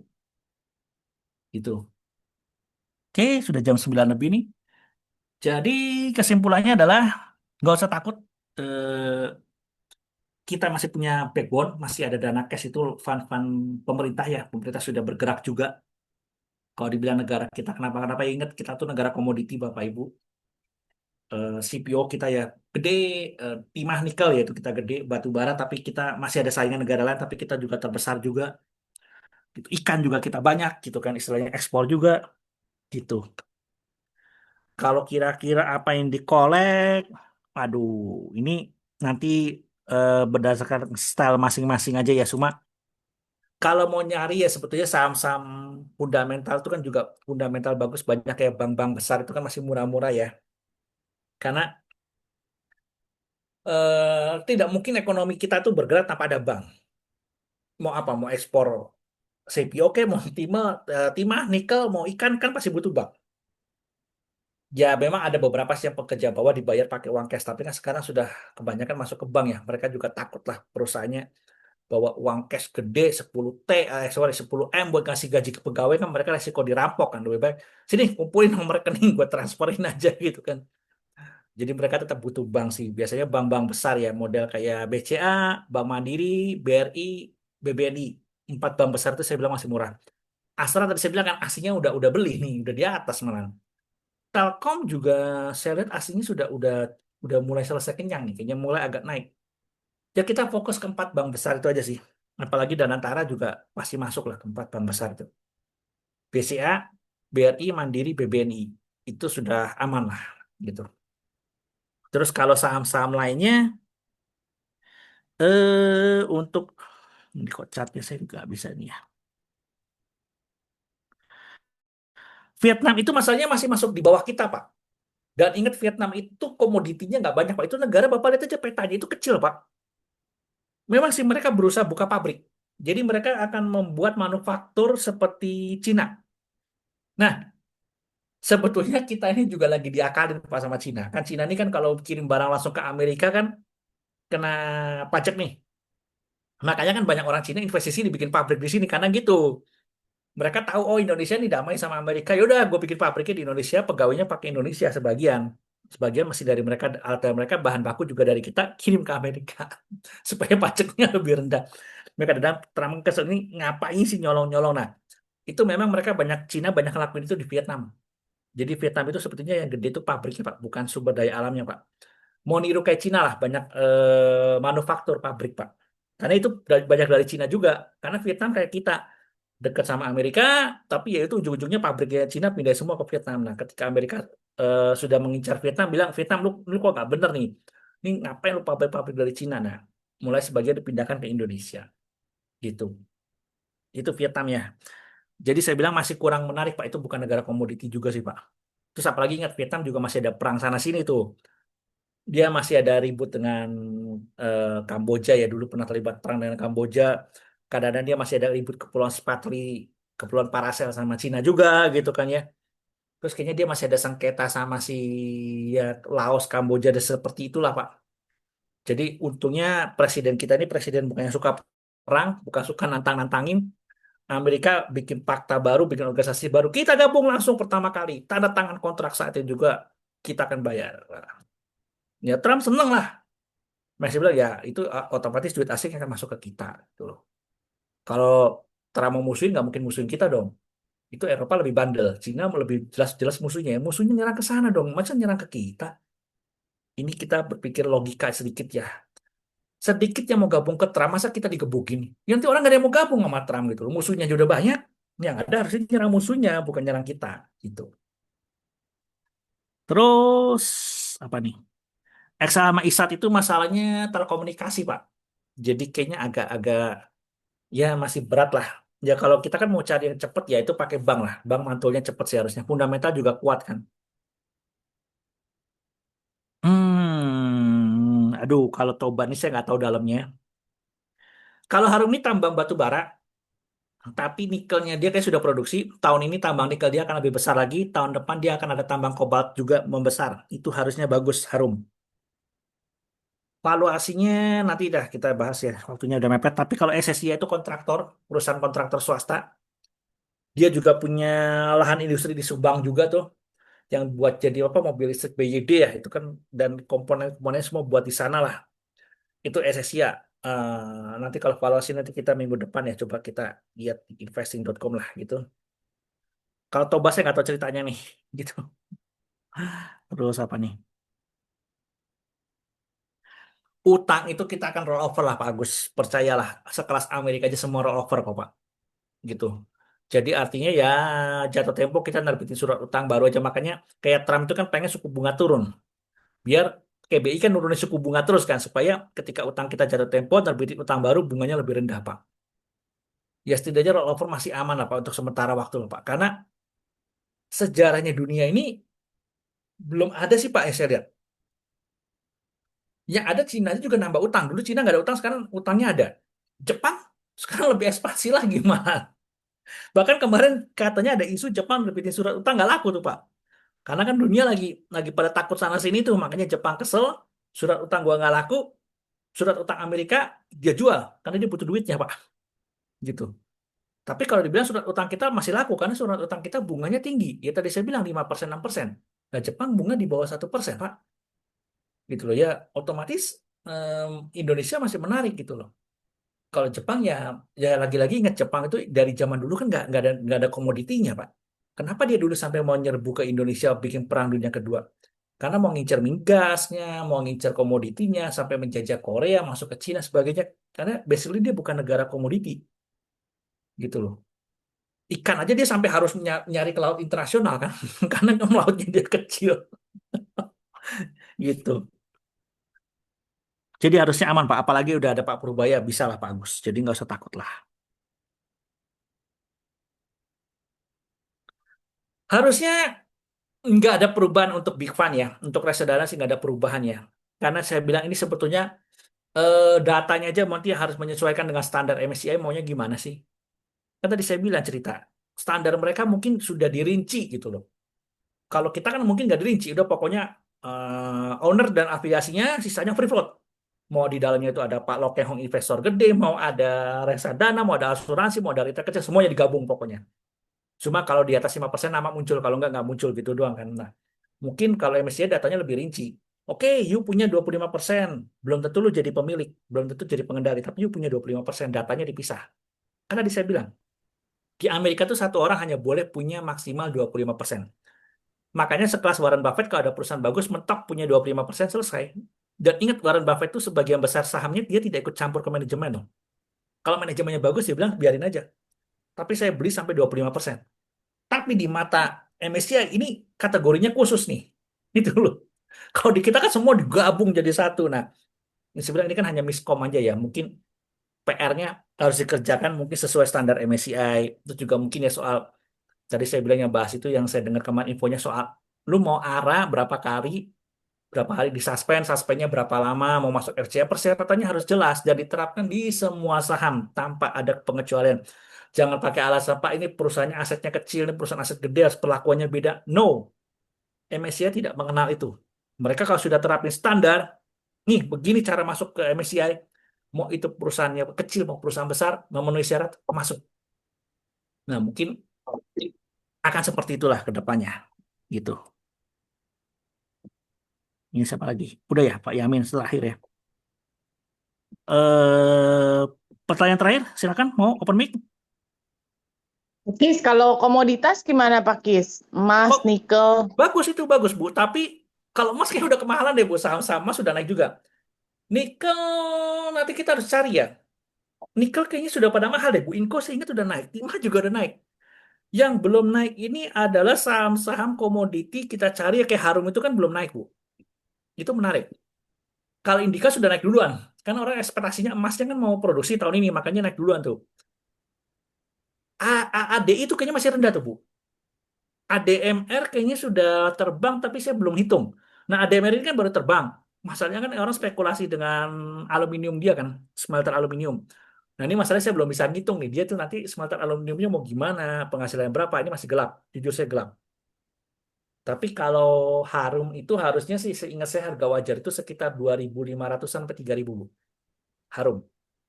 Karena tambang nikelnya tahun kemarin udah produksi, tahun ini mau digedein, tahun depan kobaltnya mau produksi. Harusnya revenue dia mungkin bisa meningkat 50%. Harum. Revenue-nya. Makanya harga masih murah. Indika udah kemahalan saya bilang. Yang saya ingat itu sih. Kalau timah Pak, Timah udah mahal dengan Bu. tim, Udah mahal itu. Itu kan harga timah naik langsung naik kan. Langsung ya. cepat tuh Bu. Gitu. Emas juga udah pada mahal nih saya lihat nih. Sudah sesuai ya ke Indika aja langsung gila kan. Langsung terbang duluan. Padahal Indika emasnya belum produksi kan. Baru tahun ini. Tapi tahun kemarin udah terbang duluan tuh. Ya kan harga emasnya sudah gila kan. Gitu. Tapi dengan geopolitik sekarang, apakah harga emas mungkin bisa naik lagi Pak? Kalau sekarang kan lagi Masih turun nih bisa 2 hari Bu. ini. Karena ingat US dollar itu kan dicetak terus. Dicetak terus dan semua negara nggak suka. Jadi mereka harus cari yang baru. Paling gampang kembali ke emas. Zaman dulu tuh orang pakainya emas Bu pegangannya. Cuma kenapa US dollar jadi laris? US dollar ngakunya saat itu kita dipatok emas. Jadi you pegang US dollar datang ke negara gue bisa tukar emas lu bawa pulang emas. Cuma mulai tahun 80-an diem-diem patokan itu dilepas. Kenapa? Pertama, terlalu banyak orang yang beli dolar datang ke Amerika mau bawa pulang emasnya. Jadi Amerika sebel. Makanya patokannya dilepas. Terus yang kedua, mereka nggak bisa gerak. Kan gue punya emas berapa sama dengan gue cetak uang. Nah, itu diam-diam dilepas, tapi karena negara sudah kecanduan dengan US dollar, ya sudah berjalan. Nah, tapi kan sekarang mereka sadar, kok lu cetak duit terus, gue nya kagak ada pegangan, ya udahlah. Jadi sekarang kan mulai dari negara-negara kayak Cina sama Rusia kan, gara-gara di blok Amerika ya udah mereka pakai emas kan, Iran gitu kan. Jadi emas masih masih akan naik Bu, gitu. Malam Kalau Pakis. tadi Danantara apakah hanya masuk LQ45, apakah mungkin masuk ke komoditas juga Pak? Kalau Danantara ini saya bilang lebih lihai lah, lebih pinter lah. Ini jujur, kan itu dulu bekas bos saya juga. Langkahnya banyak out of the box, Bu. Jadi jujur saya sendiri juga nggak tahu. Yang pasti IHSG akan dijaga sekarang. Apalagi kalau sampai dia sudah masuk ke IDX-nya ya, dia akan menjaga lah. Nanti peraturan-peraturan yang nggak benar akan dibenerin lah, Bu. Biar transparan dan sebagainya, otomatis nanti masih bilang, benar kata yang kita akan memasuki era baru. Gitu loh. Kita akan memasuki era baru. Dan harusnya lebih baik lah. Izin Gitu. nanya Pak. Iya, gimana Pak Nasar? Jadi strateginya besok kita hindari saham-saham yang free float-nya di bawah 5%, 15% atau gimana Pak Gis? Soalnya terus terang saya lagi ngincer NCKL. NCKL tuh insya Allah laporannya naik tuh. Cuman free float-nya di bawah 15%. Gini PGO Pak, juga Pertamina. soal free float itu sudah keluar peraturannya. Yang baru harus 15%, yang lama yang sudah existing akan disesuaikan dikasih waktu. Dan harusnya MSCI akan setuju kok Pak. Akan setuju. Karena saya yakin MSCI juga, selain MSCI itu ada investor-investor asingnya kayak Bapak. Ini mereka juga gini Pak, investor asing itu juga ada yang ahli fundamental. Mereka menghitung ini harga murah nih, mereka beli pelan-pelan tuh ada Pak. Gitu loh. Jadi jangan khawatir Pak. Jadi Kalau Bapak Bapak udah jangan ketemu, takut yang jangan 15% takut. Pak. Pasti nanti mereka bisa menyesuaikan kok Pak. Oke. Gitu. Apalagi Pak Nasir udah tahu nih NCKL bagus nih, harga masih murah. Ya udah Pak, jangan khawatir Pak. Itu komoditi kan Pak. Udah aman. Ingat ya saya bilang kuncinya adalah kita cari komoditi. Gitu loh. Kan saya udah teriak-teriak sawit dari 2 tahun lalu. Baru tahun kemarin kan booming kan. Gitu loh. Nah, ini berikutnya emas sudah booming ya, carilah komoditi yang masih murah, Pak. Gitu. Ya. Makasih Pak Gis. Ya, silakan. Ada yang pertanyaan lagi? Kalau tidak ada, saya Pakis, tutup. Ya, mau gimana Pak? nanya itu tadi kan saya tanya yang mengenai jatuh tempo bukan lokal ya, maksudnya utang luar negeri kita kan terhadap US dollar yang sekarang lagi tinggi. Nah, itu dampaknya apa? Terus yang kedua kan kemarin Bitcoin yang emas itu kan sempat didam tuh, turun banyak. Nah, kira-kira itu apakah dampaknya itu buat saham kita apa gitu kayak buat hari Senin nanti ini? Gini Pak, kalau kita bicara surat utang jatuh tempo pemerintah US dollar, jangan khawatir kan. Makanya kemarin kan udah Bapak lupa apa eksportir harus uangnya taruh di kita dikunci kan Pak. Itu kan biar Oh cadangan devisa iya. kita besar juga Pak. Itu salah satunya ngakalin di situ Pak. Hmm. Terus yang kedua kan juga pemerintah kan juga, ya itu kalau ekspor-ekspornya dolarnya dibawa masuk ke sini kan bisa buat bawa itu Pak. Kursnya nggak bakal gejolak lah Pak. Gitu. Oh, Jadi saya bilang aman lah Pak, aman Pak, tenang. Ini Menteri Keuangan kita hmm. Pak Purbaya tuh saya yakin banget Pak. Memang orangnya ya begini gaya belak-belakan, tapi dia bukan sekedar asal omdo Pak. Saya tahu tuh dia punya eh, hitungan, dan hitungannya itu ada survei lebih hebat daripada BPS lah saya bilang. Gitu. Terus kalau soal apa tadi Bapak yang kedua saya lupa tadi. Oh, yang apa? Emas, emas. Emas sama Bitcoin ini ya gini kan Pak, sama Pak, harga emas sama harga Bitcoin sama kayak harga saham kita Pak. Itu kalau naik terlalu cepat tuh pasti ada koreksinya dulu lah Pak. Nah, cuma Oh, kalau untuk Bitcoin ini saya nggak tahu. Katanya kan The Fed yang baru nih kepalanya dia akan lebih pro BTC Bitcoin. Nah, saya nggak tahu nih. Cuma saya bilang gini ya Pak, ingat Bitcoin itu nggak ada yang megang kendali Pak. Dan saya rasa Trump hmm. juga nggak akan suka. Mungkin kalaupun mau bukan Bitcoin, nanti kan bisa saja Amerika mengeluarkan kripto baru. Nah, itu yang ditenarkan oleh mereka. Kalau BTC-nya kan nggak ada yang megang Pak. Nggak ada yang mau juga Pak. Karena namanya mata uang suatu negara pengen mereka pegang kendali dong Pak. Nggak mungkin Amerika menghapus US dollar ganti ke BTC, tapi BTC nggak dikendalikan oleh mereka, ya mereka nggak mau Pak.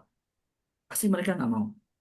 Paling mungkin nanti mereka ciptakan kripto baru yang disahkan dan diakui oleh pemerintah Amerika. Seperti itu yang saya lihat.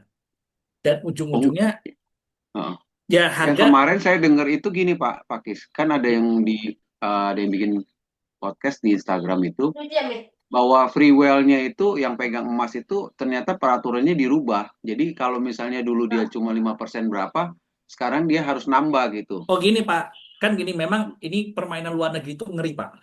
Oh, Jadi mereka tuh itu namanya permainan margin Pak. oh iya iya. Sama kayak Bapak trading forex atau trading emas, Pak, itu kan pakai margin. Ya sama kayak di Hmm, saham lah, Pak. Kemarin kan banyak yang kena for sale tuh, Pak. Kan Bapak iya. pakai margin kan. Nah, itu Enggak, hitungannya saya sama. udah enggak. Enggak ya, kalau enggak selamat, Pak. Jadi gini, Bapak Ibu, Iya. yang Bapak cerita itu adalah cerita soal kalau kita beli saham pakai margin lah.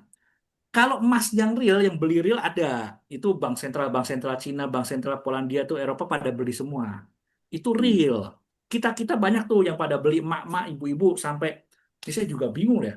Di Bandung ini ada pabrik emas Archie, Lotus kan. Masa mau iya. beli emas katanya teman saya bayar sekarang, harga sekarang emasnya baru datang 2 bulan lagi. Ini pabriknya di depan mata lu kan. Kan lu tambang sendiri, pabrik sendiri, tinggal gali sendiri. Ini emang emas lagi langka apa gimana? Nah itu kan real. Tapi yang ada soal margin call dan sebagainya itu pasti akan mempengaruhi juga sih Pak. Ya karena mereka kan gini, di luar negeri itu semua sudah ada coverannya Pak, asuransinya. Bapak Ibu di sini mungkin beli motor, kalau kredit baru ada asuransinya, kalau beli cash mungkin kadang-kadang nggak mau kan. Di sana tuh apapun diasuransi, bahkan petani pun pakai asuransi. Saya selalu ceritakan, petani di sana tuh sudah biasa asuransi Pak. Jadi saya nanam padi 3 bulan panen saya asuransi. Jadi kalau gagal panen apapun alasannya itu asuransi cair. Kalau tidak gagal panen ya sudah itu anggap aja uang angus, uang hilang. Bahkan ada juga asuransi cuaca. Nih kalau cuacanya jelek saya dapat untung, kalau cuacanya nggak jelek ya udah saya buang uang preminya apa. Jadi di mereka tuh kadang-kadang kenapa harga emas ada yang main margin gitu kadang-kadang tuh buat hedging juga Pak. Gitu. Ya itu pasti akan mempengaruhi juga Pak. Itu. Ya, saya di sana kan semua harus diasuransikan Pak. Karena gini, misalnya saya beli emas dari London Pak, kan nggak mungkin langsung datang Pak. Bisa jadi masih datang. Ya ini kayak saya sama Archie lah di sini di Bandung, saya mau pesan itu 2 bulan baru datang Pak barangnya. Ya kalau pas barang datang harga naik enak, kalau pas barang datang harga turun saya rugi kan Pak. Nah itulah saya harus cari mekanisme hedging di mana kalau barang datang harga turun pun saya tetap untung Pak. Di luar negeri ada mekanismenya. Tapi ya jelas itu untuk level yang sudah canggih lah, Pak. Dan harus siap rugi gede juga, Pak. Itu ada hitung-hitungannya semua, Pak. Makanya bukan untuk pemain sembarangan, Pak. Sama kayak kita di saham disarankan untuk tidak pakai margin. Hanya untuk yang levelnya sudah advance lah gitu loh. Itu sih, Pak. Karena ramai gede, aku mau pakai itu untuk Jelas banyak. ya, Pak? Oh, jelas-jelas Pakis. Thank you Pakis. Itu pasti akan mempengaruhi sih, Pak. Tapi masih bilang, ya anggap aja kayak kita lah kemarin tuh. Makanya selalu saya bilang jangan pakai margin. Itu untuk level yang advance lah gitu loh. Market maker pakai margin ya, tapi kan mereka ada hitung-hitungannya. Kita kan bukan market maker. Tapi jujur kemarin banyak yang kena kok. Waktu penurunan dalam ini saya dengar bukan hanya kita retail, itu market maker, bandar, paus-pausnya semua pusing Pak. Ya, Iya itu itu yang saya dengar mereka harus store modal lagi gitu Pak Kis. Yes, yang di Indonesia juga sama kok Pak. Kemarin bandar-bandar pada setor modal semua. Kalau nggak Oh, bisa setor modal, mereka for sale dulu Pak, jual sahamnya. Makanya rontok semua. Kok oh. kok kayak gak ada nahan? Lah bandarnya juga disuruh setor modal, nggak sanggup, gue jual dulu lah saham gue. Nah, kalau Pak Kis, kalau berkaitan dengan, kan tadi Pak Kis bicara tentang yang banyak perusahaan Cina buka gudang sama pabrik di Indonesia. Nah, kira-kira saham kayak yang punya properti yang punya gudang besar seperti kayak SSIA atau sejenisnya itu kira-kira buat kita di tahun 2026 ini eh, masuk nggak jadi watchlistnya kita gitu Pak? Saya jujur belum belum memahami bisnis. Yang saya dengar itu benar Pak, bisnisnya masuk. Cuma saya belum paham emiten pergudangannya ini gimana Pak. Ya saya paham, itu saya benar. Itu yang Bapak info dengar itu benar Pak. Itu harusnya sih ada efeknya ya. Ada efeknya Pak. Benar kata Iya, Bapak itu karena emiten pergudangan pasti akan dapat order gede kan. Nah ini saya bilang nih, ini Bapak hmm, harus cari, kan gini Pak, ya jujur kepala saya cuma satu Pak, tangan dua. Nggak mungkin saya cover semua sektor gitu Pak. Semua sektor di bisnis Indonesia saya pahamin semua kan nggak mungkin Pak. Jadi yang saya paham ya, ya tertentu lah. Yang pergudangan bener, itu bagus Pak. Tinggal Bapak cari, pelajarin emitennya mana aja. Kalau tambang, saya kan pahamnya tambang, CPO itu udah mainan saya dari dulu sih Pak. Ya karena itu kan negara komoditi Pak, kita. Bank, nah udah tuh. Sama beberapa blue chip. Itu bener Pak. Itu bener Pak. oh, Bapak coba cari, intinya ya seperti yang fundamentalnya. Oh ini punya pergudangan, terus nanti revenue-nya mulai naik Pak. Net profit-nya bakal naik. Nah, itu bisa Pak. Gitu. bisa ya. Sama itu Kayak Pak SS Kayak RMKO SSC kan saya itu. udah bilang, udah dari lama kan. Cuma kan Oh sahamnya iya, sempat tidur dulu kan. Baru belakangan ada isu Jarum masuk, Prayogo masuk, baru naik tinggi kan SSC kan. iya benar. Kalau yang itu Kan, Pak PBSA itu termasuk pergudangan nggak sih? nah saya nggak paham tuh. RMKO, RMKE, PBSA saya nggak paham tuh jujur dalamnya tuh saya nggak paham. Yang saya tahu RMKO itu kontraktor tambang deh Pak. Kayak Oh, Pama, kayak Doi deh kayaknya. oh pemakai duit. Kayak PTRO tuh kayaknya. Kontraktor tambang kalau RMKO ya. Mhm. Yang saya dengar bisnisnya itu. Soalnya lagi digoreng kan itu Pak. Wah, ini kategori digoreng apa enggak ya? Semua saham sebetulnya kan ada kalau lagi naik dibilang digoreng, kalau lagi turun dibilang karam. Nggak, soalnya banyak banyak fan-fan lagi goreng itu karena kan nilainya dari berapa sekarang udah cukup tinggi Pak. RMKO itu udah Kayaknya ada 8 sesuatu ribuan. sih Pak. Biasanya ada sesuatu kayak PTRO lah Pak. PTRO kan dibilang digoreng kan Pak. Tapi kan ternyata nilai proyek dia gede-gede kan Pak. Dulu kenapa waktu zaman dipegang oleh yang kecil kan hanya ngerjain punya Indika Group doang. Sekarang proyeknya Prayogo pasti kasih ke dia. Terus dia ada proyek Inco yang kemarin saya dengar. Terus kalau nggak salah ada Freeport juga dikerjain sama dia deh. Kan Bapak Oh, lihat itu kontrak proyeknya dia kan makin lama makin banyak kan Pak. iya. Makanya harga Kalau sahamnya PTRO naik. iya betul Pak. PTRO kan ada apa keterbukaan informasinya yang Iya RMKO banyak kan ini itu. Sampai yang 9% nggak ya nggak Inco jelas. masuk. Freeport masuk. Lalalala kok jadi gede gini. Wajar kan Pak harga saham naik. Itu bukan digoreng. Betul. I- Itu bukan bukan overvalue lagi lama-lama sesuai nilai wajarnya Pak. Proyeknya segitu gede gitu loh Pak. Gitu. Pakis, sorry Pakis, mau tanya dong Pakis. Ya, Kalau oil minyak, kalau setaunya Pakis, pengalaman Pakis yang punya kilang minyak tuh emiten apa ya Pak? bukan kilang minyak, tambang minyak ya Bu. Kalau kilang minyak kurang untung. Tambang minyak paling Oh, gede itu Medco sama ENRG. Makanya ENRG naik tinggi kan. oke oke. Tapi kalau Medco itu sudah campurannya. Tidak hanya ada oil dan gas, dia punya aman mineral juga loh. Terus dia punya pembangkit listrik geotermal juga. Itu lucu juga. Dia mulai hibrid ke sana ke sini. Kalau yang murni oil gas energi, tapi skala produksinya masih lebih kecil. Yang swasta besar itu Medco, MEDC, Medco Energi. Gitu. Kalau Ratu Raja Pak, dia main Ratunya apa? ada, ratunya ada tambang minyak, tapi dia joinan. Jadi yang ngerjain Exxon Mobil, dia semua dapat jatah. Jadi Exxon Oh, Mobil itu oke. di Blok Cepu kan ada tuh punya dia. Misalnya dia punya 80%, nah itu saham sisa 20%-nya kan bagi-bagi. Nah itu yang megang si Ratu. Jadi Ratu nggak ikut gali. Cuma tinggal terima setoran aja enak sih. Gitu. Yang gali lu yang kerjain lu, Hmm, lu sehari dapat jatah minyak berapa ya udah sisanya tiap hari kasih gue berapa gitu loh. Gitu sih. oke oke. Kasih Pak. Yuk. Oke, pertanyaan terakhir. Oh, udah mau setengah 10 nih. Pak Kis, Ya, itu kan Harum tadi kebetulan saya lihat PBP-nya 0,9 tapi pernya 39 ya kan kalau kita selama ini belajar kan kalau per di bawah 15, PBP di bawah 2 katanya under value Ya, kan gitu. memang ada sedikit anomali Pak, karena dia kan lagi ngembangin Pak. Itu pabrik nikelnya tahun ini mau ada dibesarin. Heeh. Tahun depan tuh dia mau tambang kobaltnya mau dioperasionalkan Pak. Oh, Jadi mungkin pernya ya agak mahal karena seperti jasa marga lah Pak saya bilang. Dia oh, kan oh, harus oh. bikin jalan tol baru terus kan Pak. Itu kan ya beginilah Pak kalau mau perusahaan ekspansi ya harus siap ada cost yang dikeluarin dulu kan Pak. Oh, oke oke oke. Jadi saya bilang per itu ya kadang-kala kok kadang-kadang Pak satu titik mahal duluannya. Kan dia harus invest ke sana kemari. Kan nggak mungkin saya keluarin duit hari ini dalam 1 bulan langsung produksi kan nggak mungkin Pak. Siap siap. Gitu. Jadi ya udahlah. Saya bilang pokoknya kita tahu prospek bisnisnya bagus, jalan, harga jual produknya tinggi, ya sudah Pak, kita yakin lah. Oke oke. Gitu Pak, saya Ya, bilang karena kita jangan jangan terpaku dengan textbook banget lah Pak.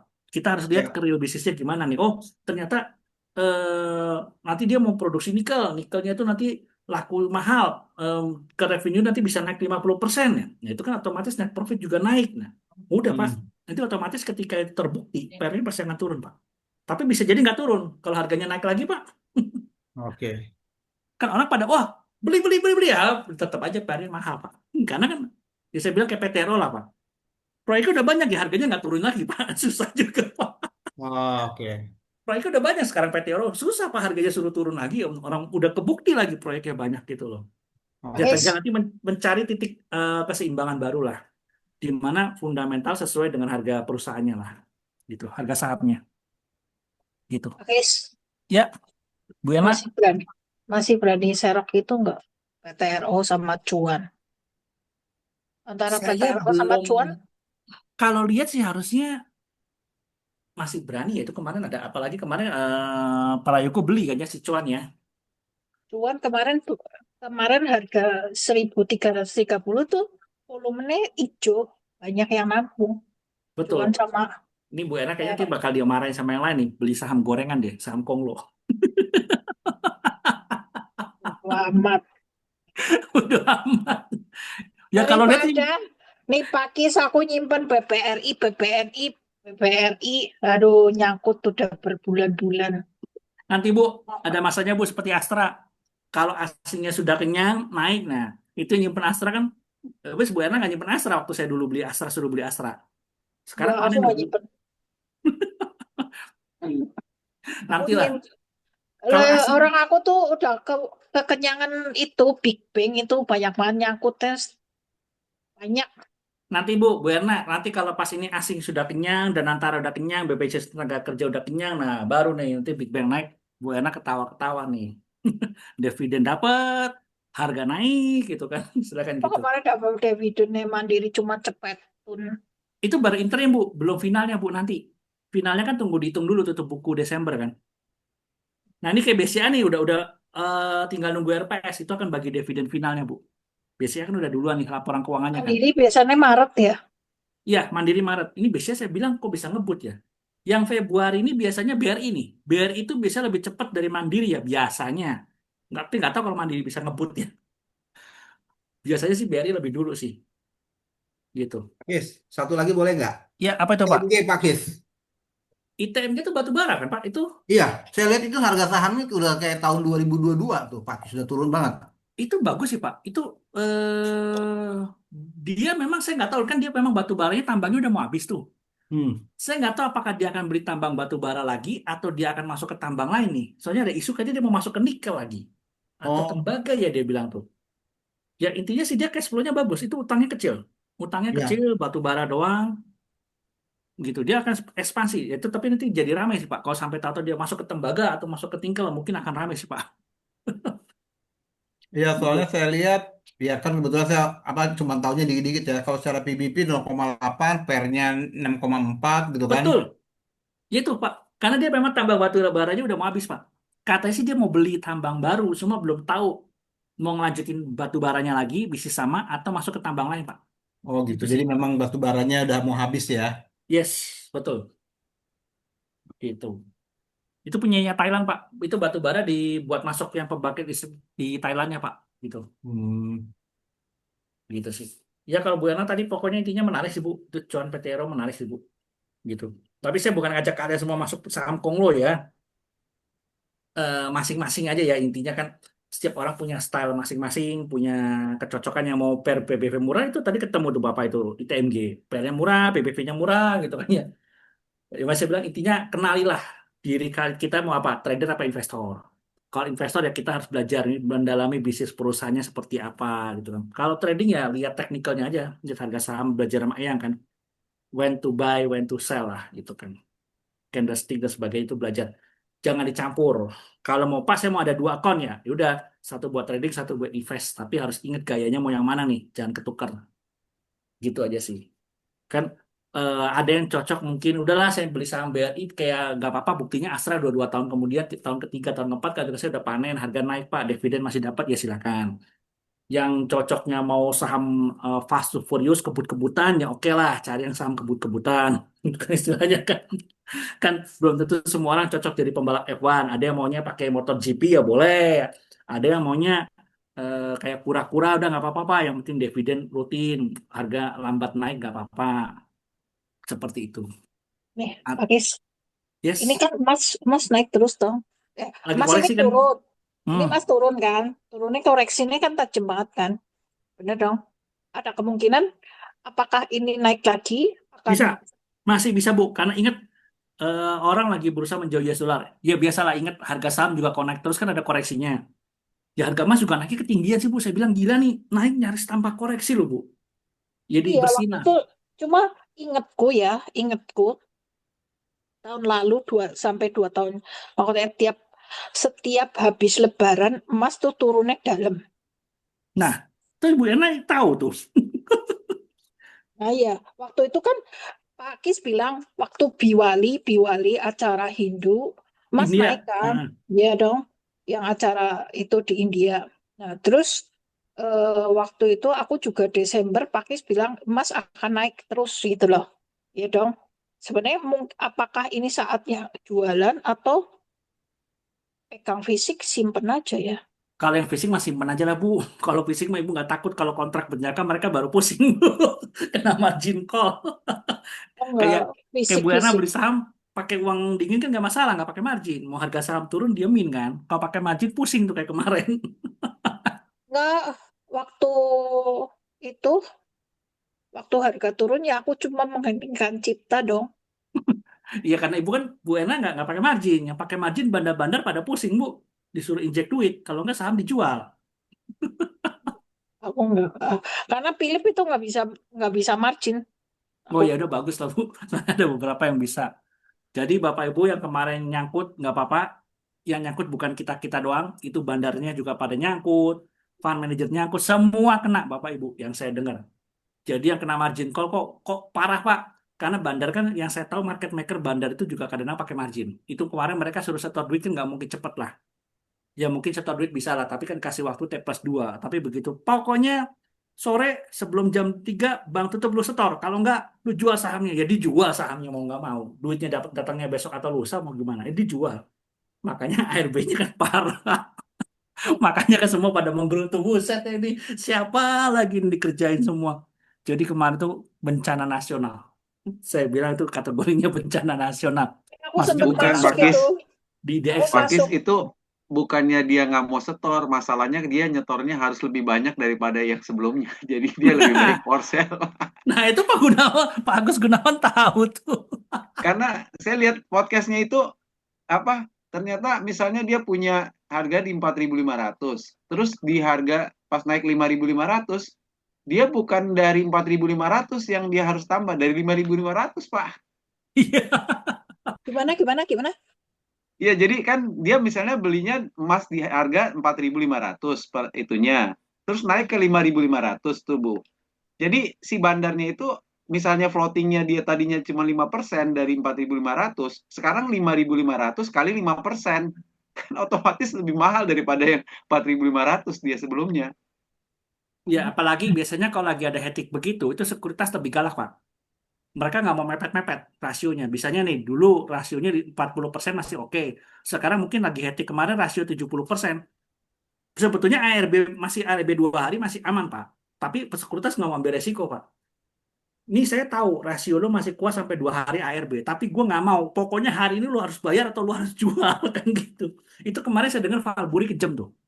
Jadi Oh, di puncaknya yang siang naik itu pagi-paginya dia udah ngancem. Yang punya Bumi, Dewa sama PTRO sama dia dijual, yang beli paket T plus 4 apa-apalah.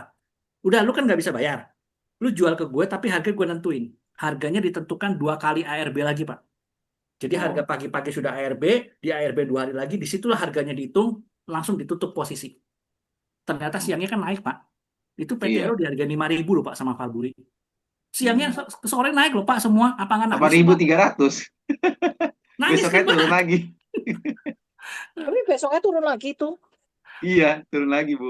Iya, ya tapi makanya Aku saya bilang, ya waktu itu aku sekuritas juga sempat cari. beli sih dikit PTRO buat every dawn gitu, iseng-iseng masih ada duit. Ya udahlah mau masuk mana antara cuan sama PTRO. Tapi Makanya kan dari kemarin tuh aku tuh punya feeling aku mau bersihin bersihin Big Bang dikit buat ngadang di bawah nih, ngadang cuan. Eh, antara mau jual enggak, tahu-tahu udah turun. makanya saya bilang saham itu kalau bisa jangan banyak-banyak, maksimal 5. Jadi kalau mau Everest dan apa kan nggak pusing. Kalau supermarket tuh bingung saham kebanyakan, mau Everest doang yang mana. Tapi itu ya Pakai. seger itu udah dalam banget loh, pakai seger. Yang aku pernah ngomong seger tuh Iya, benar-benar segar, Bu. seger. Itu berarti nggak Segar nggak ada saya yang udah pakai jual, margin, Bu. Pak. Lagi tunggu di bawah. Itu seger itu masih hijau 40% apa berapa udah 2 kali itu masih hijau tuh seger. Wah, hebat Iya. Ibu. Bu Erna ada saham aneh-aneh juga nih.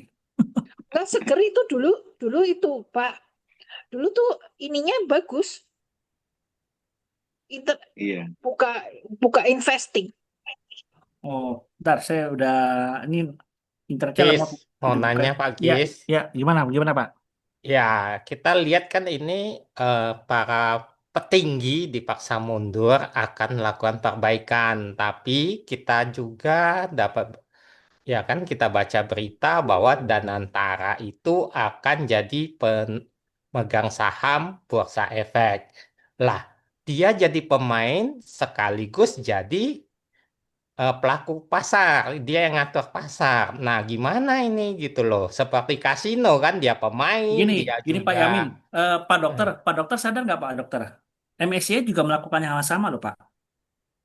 MSCI itu adalah Morgan Stanley Composite Index. Morgan Stanley itu adalah sekuritas ngelola uang juga merangkap aset manajemen loh Pak. hmm, Nggak sadar kan Pak? Itu yang dilakukan oleh MSCI juga Pak. MSCI itu bukan kayak indeks doang atau bursa efek doang, bukan Pak. Dia ada sekuritasnya. Dulu ada cabangnya Pak di Indonesia, Morgan Stanley. hmm, ya, Dia juga ngelola duit Pak, reksadana Pak, gede Pak. Terus dia juga Pak, jadi market maker, bandar juga loh Pak. Menciptakan indeks sendiri loh Pak. Bayangin dia jadi bandarnya, ngelola duit, iya, jual beli melalui dia, menciptakan indeks juga Pak. Lebih-lebih loh Pak. Dia itu bukan dojon loh Pak. MSCI itu bukan ya, dojon Pak. Dia itu broker merangkap sebagai bank. Oh ya ada bank juga Pak. Ada banknya loh Pak. Saya baru ingat tuh. ya. Serba ada loh Pak. Kalau di kita kan ya belum ada sih yang kayak Morgan Stanley sih Pak. Istilahnya. Loh, Banknya ada. data-data bursa kan ada jadinya. Makanya ya, Selaku pemegang saham kan bisa dapat. Jadinya PSP-nya pemegang saham detailnya kan dapat. Seperti ya direktur di sore hari. sebetulnya gini Pak, nggak masalah sih saya bilang ya Hmm, intinya hmm, daripada saat ini kan nggak ada yang ngontrol ya Pak. Jadi ibaratnya kan ya, begitu direkturnya aneh-aneh, kita komplain dianya masa bodoh gitu loh Pak. Ingat Pak, IHSG itu adalah gambaran suatu negara. Kalau Amerika ya. itu dojon, bukan MSCI loh Pak yang dipegang. Tapi kenapa MSCI jadi pengaruh? Karena dia punya dana gede, dia market makernya juga, dia juga bank gitu loh Pak. Makanya jadi Ya, benchmark. punya Tapi sebetulnya, sekuritas. nah Punya. aset manajemen juga, asuransinya juga Ya. ada di Pak kalau nggak salah di Amerika tuh kayaknya. Nah intinya saya bilang ini lebih baik lah Pak. Karena kemarin itu jujur IDX itu nggak ada yang kontrol loh Pak. Itu suka-suka. Jadi Bapak kalau sudah jadi direktur IDX, itu Bapak udah jadi kayak setengah Tuhan Pak. Di pasar modal itu Bapak Tuhannya. Jadi saya tanya Pak, ini aturannya begini. Ini suka-suka saya. Udah, kita nggak bisa apa-apa Pak. Suspendnya, FCA-nya Iya, suka-suka. Kalau dibilang ya ibaratnya gini, kalau Bapak nggak suka, Bapak nggak usah trading tempat kita, nggak usah invest tempat kita, silakan tempat lain. Capek kan Pak ngomong gini caranya.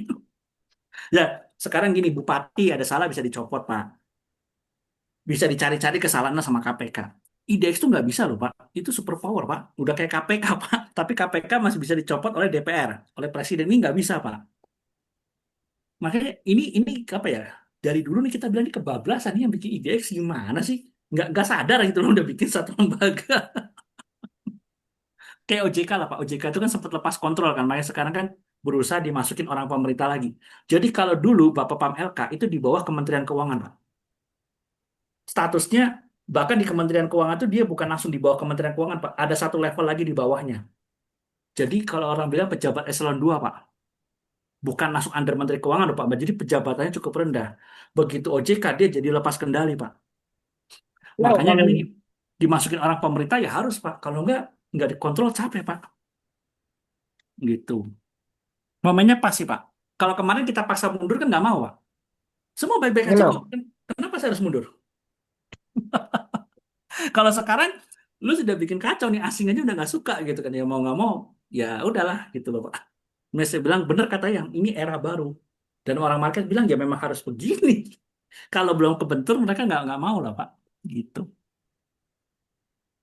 Karena di mana-mana Dow Jones juga itu sebenarnya dikendalikan lah, Pak, secara nggak langsung ya sama pemerintah tuh ada lah. Cuma di kita aja nih terlalu bebas Pak. Ya ini kan kita gara-gara apa ya, reformasi kan kebablasan semua Pak kadang-kadang. Ya, sekarang gini Pak, tadi saya bilang, di luar negeri namanya bank, itu bank besar itu harus minimal 4 pemilik. 25%, 25%, 25%. Di kita Bapak punya 99% bisa kok Pak. Orang Amerika bilang, lu bilang nggak kapitalis, tapi lu lebih kapitalis daripada gue loh. Lebih bablas loh Pak, orang Amerika sampai bingung. Ini mah bahaya Indonesia kadang-kadang. Kebablasan Pak. Makanya ini sekarang kan mulai diatur lah Pak, direm-rem ini. Saya bilang, apalagi berkaitan dengan ini ya, negara kita juga loh Pak. ISG itu kan gambaran negara Pak. Bisa negara bagus kalau di image-nya 6 bulan ke depan dibilang jelek, orang bisa nggak percaya, bisa trust jatuh loh Pak. Bahaya Pak. Gitu. Oke, makasih Pak. Ya siap. Jadi tenang aja Pak. Ini kalau saya bilang arahnya baik kok Pak. Karena kemarin jujur kebablasan ya Bapak, Pak Yamin juga tahu lah. Nggak jelas aturan FCA-nya, aturan suspendnya gitu kan.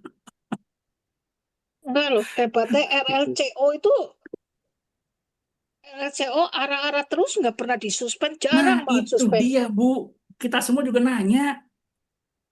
Jangan kan ibu asing juga nanya, Bu, ini maksudnya apa? Aturan lu tuh gimana? Gitu loh. Lah, aku Itu punya satu lot ya, cuman berapa ratus persen loh. Punya satu buat hiasan. Nah, terus udah itu produknya itu loh, sarang sarang beruang ya? burung, itu real food. Iya. Iya, Ya, makanya kalau saya bilang ya ini harusnya nanti transparansinya harus dijelasin lah. Aturan apa kamu harus berlaku semua. Tidak ada excuse me, tidak ada pengecualian lah. Jadi kalau bisa saya bilang, oke naik ARA 5 hari berturut-turut, suspend 1 hari, setelah itu FCA. Nah, jelas semua saham harus diberlakukan sama. Nggak peduli mau saham kecil, saham besar, saham menengah, apa bisnisnya apa, nggak boleh. Kayak MSCI kan gitu. aku nggak yakin ya. Itu kan anak muda banget loh, Pak. Itu tuh dia tuh nggak tahu punya rumah sarang burung nggak. Kalau aku bilang belum tentu dia punya rumah sarang burung. Kalau punya rumah sarang burung, dia punya properti ya. Jangan-jangan dia cuma terima nampung dari pedagang apa namanya dari supplier Bisa ya. jadi sih, Bu. Ya, terus dimasak, di packagingnya memang bagus Pak. Tapi termasuk tuh mahal banget. Cuma menang dia packagingnya tuh bagus di Ekspor lagi beberapa biasanya. Karena lokal. gini, Dia masih memang ada lokal. beberapa yang lucu, Bu. Kayak Ramayana. Itu Ramayana sebetulnya menarik, Bu. Itu semua asetnya dia tuh punya dia, Bu. Bangunannya punya dia, tanahnya punya dia, Bu. Ramayana, RARS ya, itu bangunan punya dia nggak ngontrak. Dia punya kalau apa? Punya cabang di Surabaya di mana-mana itu ya itu tanah bangunan punya dia sih sebagian besar ya, Ramayana. Asetnya gede, jadi asetnya gede sebetulnya. Bisnisnya kan redup kan, tapi dia punya aset di mana-mana, itu kan harga tanah udah naik kan, gitu loh. Nah, kalau dia mau berubah bisnis bisa sebetulnya Ramayana orang tanah bangunan punya dia gitu kan. Ini udah gak laku nih. jualannya ganti dong jualannya gitu kan. Ada sih yang kayak gitu Bu. Makanya ya inilah kita harus mendalami satu perusahaan gitu sih sebetulnya. Ya, cuma aku heran LSCO. Gila, Ya itu nggak memang pernah. aneh. Itu Ame bilang kok Ara berhari-hari nggak disuspend gitu loh. Ini kan, nah inilah salah satu yang disindir kan. Ini maksudnya apa gitu loh? Lu peraturan kok rubah-rubah sesuka lu sih? Cuma Gitu. ya nggak masuk akal loh LSCO. Aku punya Betul. tuh. Ya semua juga bilang gitu. Makanya kan IDX kali ini kena kan. Makanya ya OJK-nya juga kan kena sindir. Lu ngawasin gimana sih? Gitu loh ya. Akhirnya ngundurin diri juga kan. Kali tiap hari dikasih sedus-sedus kali itu. No comment Bu yang itu Bu. Bahaya Bu. Indomie kali No ya, comment. dikasih Indomie sedus. No comment dipakai mal. Apa Kamal? Aduh. Iya. Pak Oke. Kis, Ya. IPO yang tahun 2026 ini katanya banyak ya Pak, yang bakal. Nah, ini kayaknya nanti ada aturan baru kan. Kayaknya mereka akan menunda dulu sih, Pak, sampai aturan baru diterapin. Tapi kalau free float-nya bisa di atas 15% sih harusnya lancar ya, tetap dijalanin sih. Maksudnya Maksudnya nunggu free float aturan sih baru gimana ya Pak? berarti Pak setelah Kis? Mei dong, Pak Kis. Nah, ini sebetulnya kalau yang kecil-kecil kan udah gede-gede, Pak. Kalau kayak Oh, kemarin yang nilai IPO-nya di bawah 500 M, kayaknya sekali IPO harus 20-30% kan di pabriknya. Aman sih harusnya. oh, aman ya. Cuma yang IPO-nya mungkin 5T, nah bingung, Pak. Kalau IPO 5T berarti kalau 20% kan 1T, Pak. Nah, itu mungkin agak bingung. Kalau yang Oh, IPO-nya kecil-kecil sih pasti lewat lah, Pak. Karena IPO lewat kecil-kecil ya. tuh kalau nggak salah minimal harus 20-30% sih, Pak. Hmm, Kayak itu CDI ya kenapa apa terus masuk apa kayak GoTo terus Supa itu kenapa persentase kecil ya? Karena kan nilai mereka gede, Pak. Nilai hmm, IPO 10T gitu kan, Pak. Ya, itu kalau 10% ya. berarti 1T, Pak. Masalahnya uangnya cukup nggak nih, Pak? Ada yang mau beli nggak 1T Oh, gitu loh. iya iya. Gitu. Ya, Jadi makanya maksudnya kan free float itu saham yang beredar di masyarakat atau gimana yang Pak di Kis? masyarakat. Cuma kan makanya kemarin ributnya, yaitu saya bilang kan tadi beda standar, Bu. Kalau di Amerika kan mungkin minta dirinci, di kita kan nggak ada rinciannya, Bu. Mungkin mereka kesel gitu loh. Mereka tuh rinciannya terbuka kan. Ya kalau kita kan mungkin orang kita adalah ngapain sih dirinci detail-detail gitu lah. Itu yang mungkin kadang-kadang bikin kesal juga sih. Kan Ya perbedaan buktinya, peraturannya, Bu. Gitu. buktinya juga nama nama ART bisa dipakai kalau di Indonesia. Buat money laundry kan bisa dipakai tuh. Ya itu dia. Makanya jadi sebetulnya mungkin nanti itu tinggal kita tanya, oh standar lo begitu, ya udah kita sesuaikan gitu kan. Nah, kalau sampai kita bilang, ya sebetulnya menyesuaikan tuh gampang, cuma tinggal sistemnya diutak-atik aja sih, tinggal antara mau apa tidak mau aja sih. Kan data ada gitu loh. Misalnya mereka dikelompokin free float jadi 15 kelompok ya, kita tinggal masuk-masukin juga kelihatan kok 15 kelompok itu muncul gitu. Tinggal mau atau tidak mau melakukan itu aja sih. Gitu sih. Kan Tinggal mau kuncinya. transparasi atau enggak sih, itu doang. Iya. Makanya itu kan sebelumnya saya bilang itu kan cuma tinggal bikin sistemnya, algoritmanya, masukin datanya juga langsung keluar kok kategori-kategori yang sesuai standar mereka gitu loh. Cuma antara itu mau atau tidak mau melakukan kan gitu doang sih. Gampang itu sebetulnya cepet kok. Tapi yang Papua Baya termasuk sebenarnya cacat gitu loh. Satu satu Coba. banget. Orang kan dia orang Ya, market juga, Bu. Dia orang ya market juga, Bu. daripada yang itu, kalau yang itu kan alon-alon asal kelakon gitu loh. Kalau ini kan rada-rada Makanya cocok, Bu. Daripada SMI, Sri Mulyani saya bilang lebih cocok Pak Purbaya. Malah saya bilang ya, nih, kemarin saya jujur aja nih, saya sampai curiga, nih jangan-jangan Direktur IDX dirangkap juga sama Pak Purbaya. Saya dukung loh. Dia nggak mau. Kalau semua dirangkap nanti bilang rakus lagi jabatan. Gitu loh. tapi Harusnya termasuk ya, maksudnya dia actionnya tuh cepet gitu loh. ya emang harus begitu, Bu. Emang orangnya seperti itu, cocok. Masih bilang negara kita jauh lebih baik lah dengan Menteri Keuangannya kayak beliau ya. Itu cocok banget lah. Dia memahami Daripada lah. Apalagi dia SM, orang SM kan Sri istilah Mulyani kalau itu saya basically-nya bukan orang market, Bu. Jadi dia paling hanya tahu soal bond. Jadi makanya waktu ekonomi bagus pun ISG-nya apa nggak naik pun ya dia bingung gitu loh. Kalau Pak Purbaya memang udah tahu kan gitu loh. Ibaratnya gini, yang satu textbook, yang satu orang lapangan, Bu. Udah gitu aja sih gambaran paling gampangnya ya. makanya Purbaya kan bilang bahwa ini saatnya nyerok beli kan sambil senyum-senyum gitu kan. Iya, karena dia tahu hitungannya. Ya karena kan dia tahu, oke fundamental Indonesia bagus. Efeknya kenapa sih? Kenapa market turun? Oh, ini hanya gejolak sesaat. Karena kurang bayar ya tinggal bilang, nih siapa yang bisa punya duit, ayo beli. Nah, kan Maya dan Atara bilang mau beli, ini mau beli, kan gitu. Kan dia data semua ada. Fundamental bagus, turun. Kenapa saham turun? Karena banyak yang jualan, berarti kurang bayar. Kenapa kurang bayar? Orang nggak percaya gini-gini ya. Ini ada punya duit nggak? Banyak. Ada nih, sini banyak duit. Ya udah lu beli. Toh juga bisa untung. Udah, gitu. Simpel kan sebetulnya. Tinggal mau menggerakkan apa tidak kan gitu doang. Apalagi saya bilang kepala dan antaranya Pak Rosan. Udah, itu mah jagoan kok. Gitu.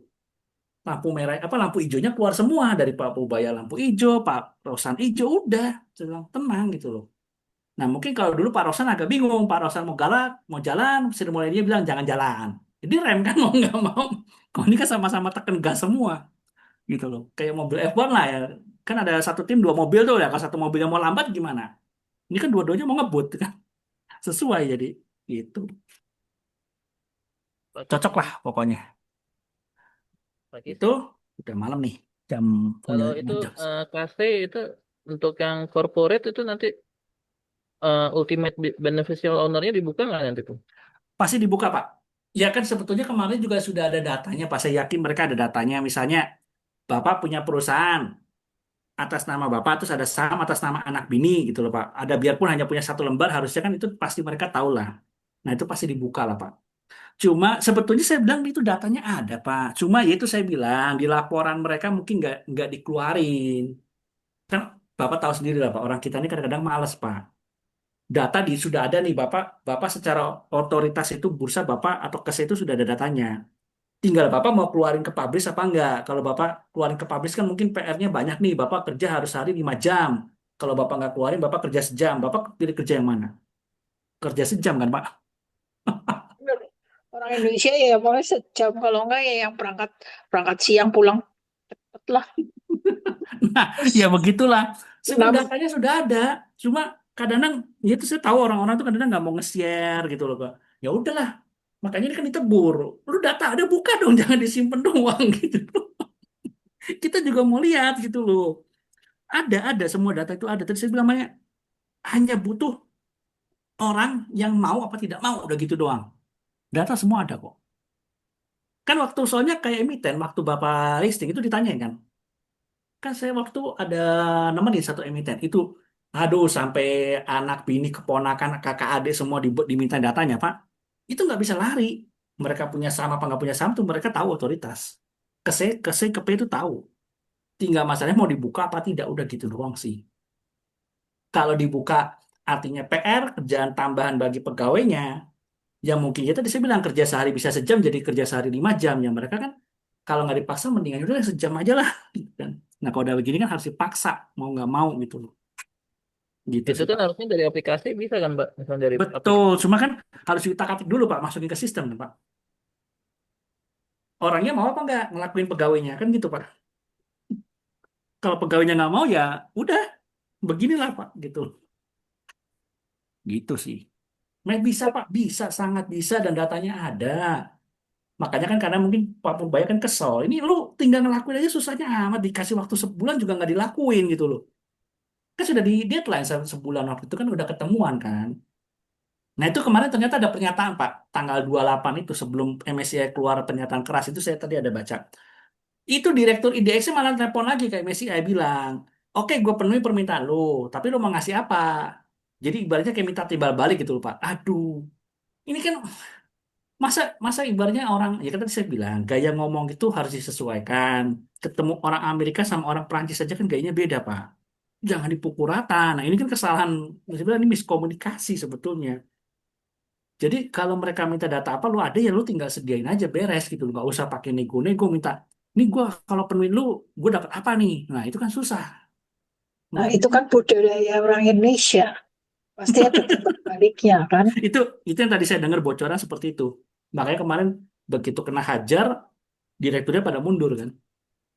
Ya, malu hati lah sama Pak Purbaya, pasti ditantang lah. Dia mendingan mundur kali Betul. daripada itu. Ya ibaratnya lu ngomong yang bener lu sekelas direktur lu.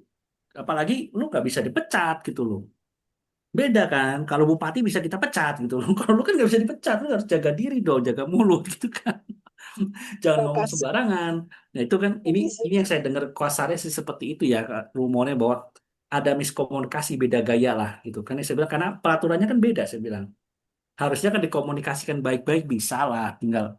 Makanya kan kali ini mau kirim tim yang bisa mengkomunikasikan baik-baik lah gitu. Jadi nggak usah takut lah ya, saya bilang beres lah, ini pasti beres. Apalagi ya sekelas Pak Purbaya udah turun tangan, Pak Rosan turun tangan, Pak Prabowo pun udah bilang harus beresin. Nah udah, ini komandonya udah keluar kan ibaratnya gitu. Ya kalau Pak Purbaya diam, Pak Prabowo diam, ya ini saya mau jujur, saya takut nih. Itu jujur, tapi kalau sekarang saya nggak takut. Semua turun tangan dan mereka nggak kosong. Mereka maju bukan dengan tangan kosong. Ya tadi saya bilang kan, Pak Rosan itu memang dari Danantara, tapi dia membawai begitu banyak, itu kurang lebih ada duit cash, uang cash loh, bukan bukan yang harus jual saham atau jual aset dulu enggak. Itu ada uang cash yang saya dengar infonya 150 T sampai 200 triliun rupiah sudah siap. Ya tapi nggak mungkin langsung dibeli dalam 1 hari ya Bapak Ibu. Jangan jangan mimpi. Wah 200 T Cicil langsung dibeli dua dalam 1 hari. tahun, Pak Kis.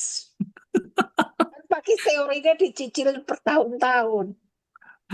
Jadi cicilnya nggak bertahun-tahun lah Bu. Biasanya mereka gini, mereka Pak Rosan tuh punya hitungan. Kan Pak Rosan itu, sorry ya, dalam tanda kutip pernah jadi market maker. Nggak mungkin membabi buta kayak kita. Hakal langsung kan. Kan dihitung. Ini murah, beli. Ini mahal, jangan. Tunggu dulu, tunggu dulu, tunggu dulu. Nah, ini murah-murah, beli. Murah, beli, murah, beli. Kan ada hitungannya. Malah kalau main HK-HK itu malah saya takut uangnya habis nanti. Uang habis, marketnya nggak beres. Kalau kayak Pak Rosan pasti dihitung dulu. Yang murah beli, yang mahal jangan. Gitu loh. Malah bagus. Uangnya bisa apa ya? Digunakan dengan semaksimal mungkin, seefisien mungkin lah, gitu. Saya yakin lah dengan Pak Rosan ini, jagoan lah, dia jagoan lah, gitu. Oke, ini apa saya bahagia mereka mundur Pak? Oh udah ngadu si ibu nih, aduh, nggak bener aturannya, benar-benar suka-suka mereka, gitu. Ya begitulah makanya harapannya bener kata yang Rahman kita akan memasuki era baru, apalagi pemerintah sudah hadir di dalam. Kalau kemarin-kemarin itu pemerintah nggak bisa hadir. Kalau maksa hadir, mereka akan ya bilangnya ini independen, kamu nggak boleh ganggu. Salah saya apa? Gitu loh. Ya susah. Kalau sekarang udah ketahuan salahnya nih, masih mau ngotot lagi nggak salah ya nggak mungkin lah. Udah dihukum lagi sama market sampai turun begitu dalam. Apalagi yang sebenarnya rugi bukan kita doang loh. Market maker rugi. Pokoknya kemarin tuh gak ada yang untung. Asingnya sendiri juga rugi kok ibaratnya. Ya asing juga rugi itu karena gebuk semua. Memang mereka bilang kenapa begini aman ya. Nggak ada yang untung. Ini salah-salah siapa sih gitu kan. Yang saya dengar kemarin rugi semua. Asingnya pun banyak yang rugi. Ya memang sih nggak rugi-rugi amat. Karena average asingnya average bawah mereka masih untung. Tapi kan mereka bilang kenapa gua kena pukul juga gitu kan. Ya, mereka juga nggak rela lah. Ya tadi saya bilang kayak Astra UNTR kan asingnya udah punya banyak tuh. Kemarin isu tambang emas mereka berusaha cover. Sekarang digebuk lagi gitu. Ya artinya mereka harus jagain juga gitu loh. Pusing juga mereka sebetulnya. Kemarin Yang saya- lucunya gini, harga emas naik kok saham ARSI, Harta, Antam turun semua gitu loh. Logikanya kan harga emas naik kan mereka juga naik gitu loh. mereka sudah naik duluan, Bu. Kayak Indika lah, Bu. Indika tuh kan harga sahamnya udah naik duluan, Bu. Padahal tambang emasnya belum produksi loh, Bu. Nanti kalau tahun ini produksi, bisa jadi harganya turun, Bu. Kan itu tadi saya bilang, akan menyesuaikan. Akan ketemu titik equilibrium atau titik keseimbangan baru lah. Ketika fundamentalnya sudah menyesuaikan, harga akan ketemu satu titik, itulah titik keseimbangannya dia. Gitu, Bu. Kan kita ini ekspektasi, Bu. Ya kayak ini sekarang kita nanti rame-rame atau Bapak Ibu besok pada HK lagi harum. Padahal nikelnya, kobaltnya tahun depan. Nikelnya diperbesar tahun ini kan belum belum tahu nih kapan produksinya mesinnya bisa produksi lebih besar. Tahu-tahu nanti Bapak Ibu HK semua harga udah naik duluan. Begitu nikel produksi, kobalt produksi harga turun lagi ya karena sudah kemahalan kan. Kan semua pada beli ekspektasi sekarang. Gitu loh. Itu sih Bu. Makanya ada istilah dari zaman dulu tuh istilah itu masih kepake. Buy on rumor, sell on news. Rumor dia akan produksi, beli, begitu sudah terjadi, sudah produksi, turun Bu, yang ada sell. Itu pepatah itu masih berlaku sampai sekarang. Baru akan produksi harga naik, begitu sudah produksi langsung loyo harganya. Gitu. Ya jadi kita carilah nanti masing-masing. Ya tadi ada tuh Alfa ITMG lah, ada pergudangan, ya itu bagus sih. Itu makanya saya bilang peluang itu banyak kok di market kita tuh banyak peluang, tinggal kita cari. Kalau Bapak Ibu, saya ketakut sama bank, saya takut saham konlo, saya takut komoditi, carilah pasti ada celahnya lah. Itu kan negara kita besar kok, bisnis kita banyak, ya itu cuma pergudangan menarik, cuma saya kan nggak tahu bisnisnya. Tapi saya tahu itu bagus bener. Kan Cina mau buka pabrik di sini. Makanya kan ada emiten-emiten berusaha di backdoor listing kan nama perusahaan Cina kan. Ya karena mereka mau, karena gini, perusahaan kalau listing di IDX itu katanya pajaknya lebih rendah dan mereka lebih dipercaya lah gitu loh. Jualan produk pun ke luar negeri itu lebih dipercaya. Makanya jangan heran kenapa ada beberapa perusahaan dari Cina mau bikin pabrik di sini, mau mereka berusaha backdoor listing ya seperti itu. Bunganya lebih murah kalau sudah listing, sama orang luar negeri lebih percaya lah gitu loh produk mereka. Jadi ya makanya kita carilah, pasti ada lah saham-saham yang masih tidur ya gitu kan, yang masih di bawah lah, yang undervalue lah gitu loh, yang belum kebuka lah gitu kan, seperti itu. Oke, udah jam 10 lebih. Saya juga mau sembahyang dulu baru tidur. Semoga besok kita bisa, ya kalau besok gap up, ya ISG-nya jangan kaget. Itu kan soalnya beritanya, buset, saya bilang kenapa jadi rame-rame begini. Saya pikir cuma Pak Purbaya doang, Pak Rosan juga yakin. Saya curiga nih, dan antara pagi-pagi sudah perintah lagi, suruh buy semuanya. Kan sekarang kita ada market ini kan, apa, pre-opening. Itu kan bisa bisa ketahuan begitu mau gap down langsung dipasang buy kan langsung naik itu nanti. Biarkah kan langsung naik itu. Bisa gap up kan. Nah ini yang saya takutin sebetulnya nih. Kalau udah ada perintah beli kan mereka langsung pagi-pagi mantau. Wah, Pak mau gap down nih Pak. Wah ada, beli semua HK. Nah, langsung kan openingnya langsung gap up nanti. Tinggal ditahan kan di atas gitu. Malah nanti kita nggak kebagian barang murah. Ya intinya market harusnya sudah lebih aman lah, Bapak Ibu ya. Gitu. Oke, kita jumpa lagi hari Minggu minggu depan. Hari Minggu depan ya harusnya saya bisa lah. Nanti mungkin minggu depannya lagi libur kali kan sudah Imlek ya. Masih Sebenarnya lama Pakis, tanggal Imlek itu Selasa. ya kan minggunya kita libur lah Bu kayaknya. Kan Seninnya cuti bersama Bu. Ini Bu Yana jangan minta Seninnya masuk Bu. Ini kita libur Bu. Aku cuma minta angpau. Selasa Aku cuma dalam arti kemarin ini ya merah ini dalam, waduh kita dapat angpau nih begini. Amplop merah itu merah antara kita dapat angpau apa dikasih angpau nih Bu. Kira gitu masalahnya. Ya Kak, ingat ya nanti Selasa itu kan Imlek, itu Seninnya cuti bersama tuh. Itu udah keluar kok pengumuman bursa tuh libur. Jangan minta masuk ya. Saya juga mau liburan. Liburan habis take profit nih.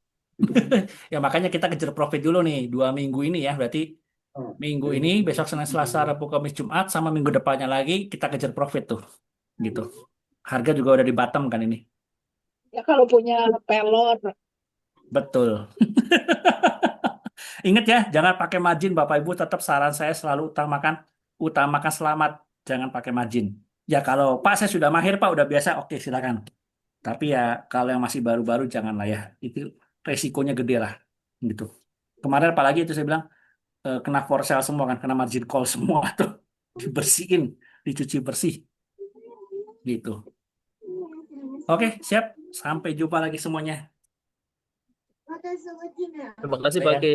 Oke, yuk, yuk. Terima kasih Pak Kis. Ya, siap. Pokoknya jangan. Yo, Terima kasih Pak Kis. siap-siap. Thank you, thank you. Dipakai. Terima kasih Pak Kis. Yo, yo, yo. Makasih ya Yang. Yangnya udah ini kali, udah out. Kali.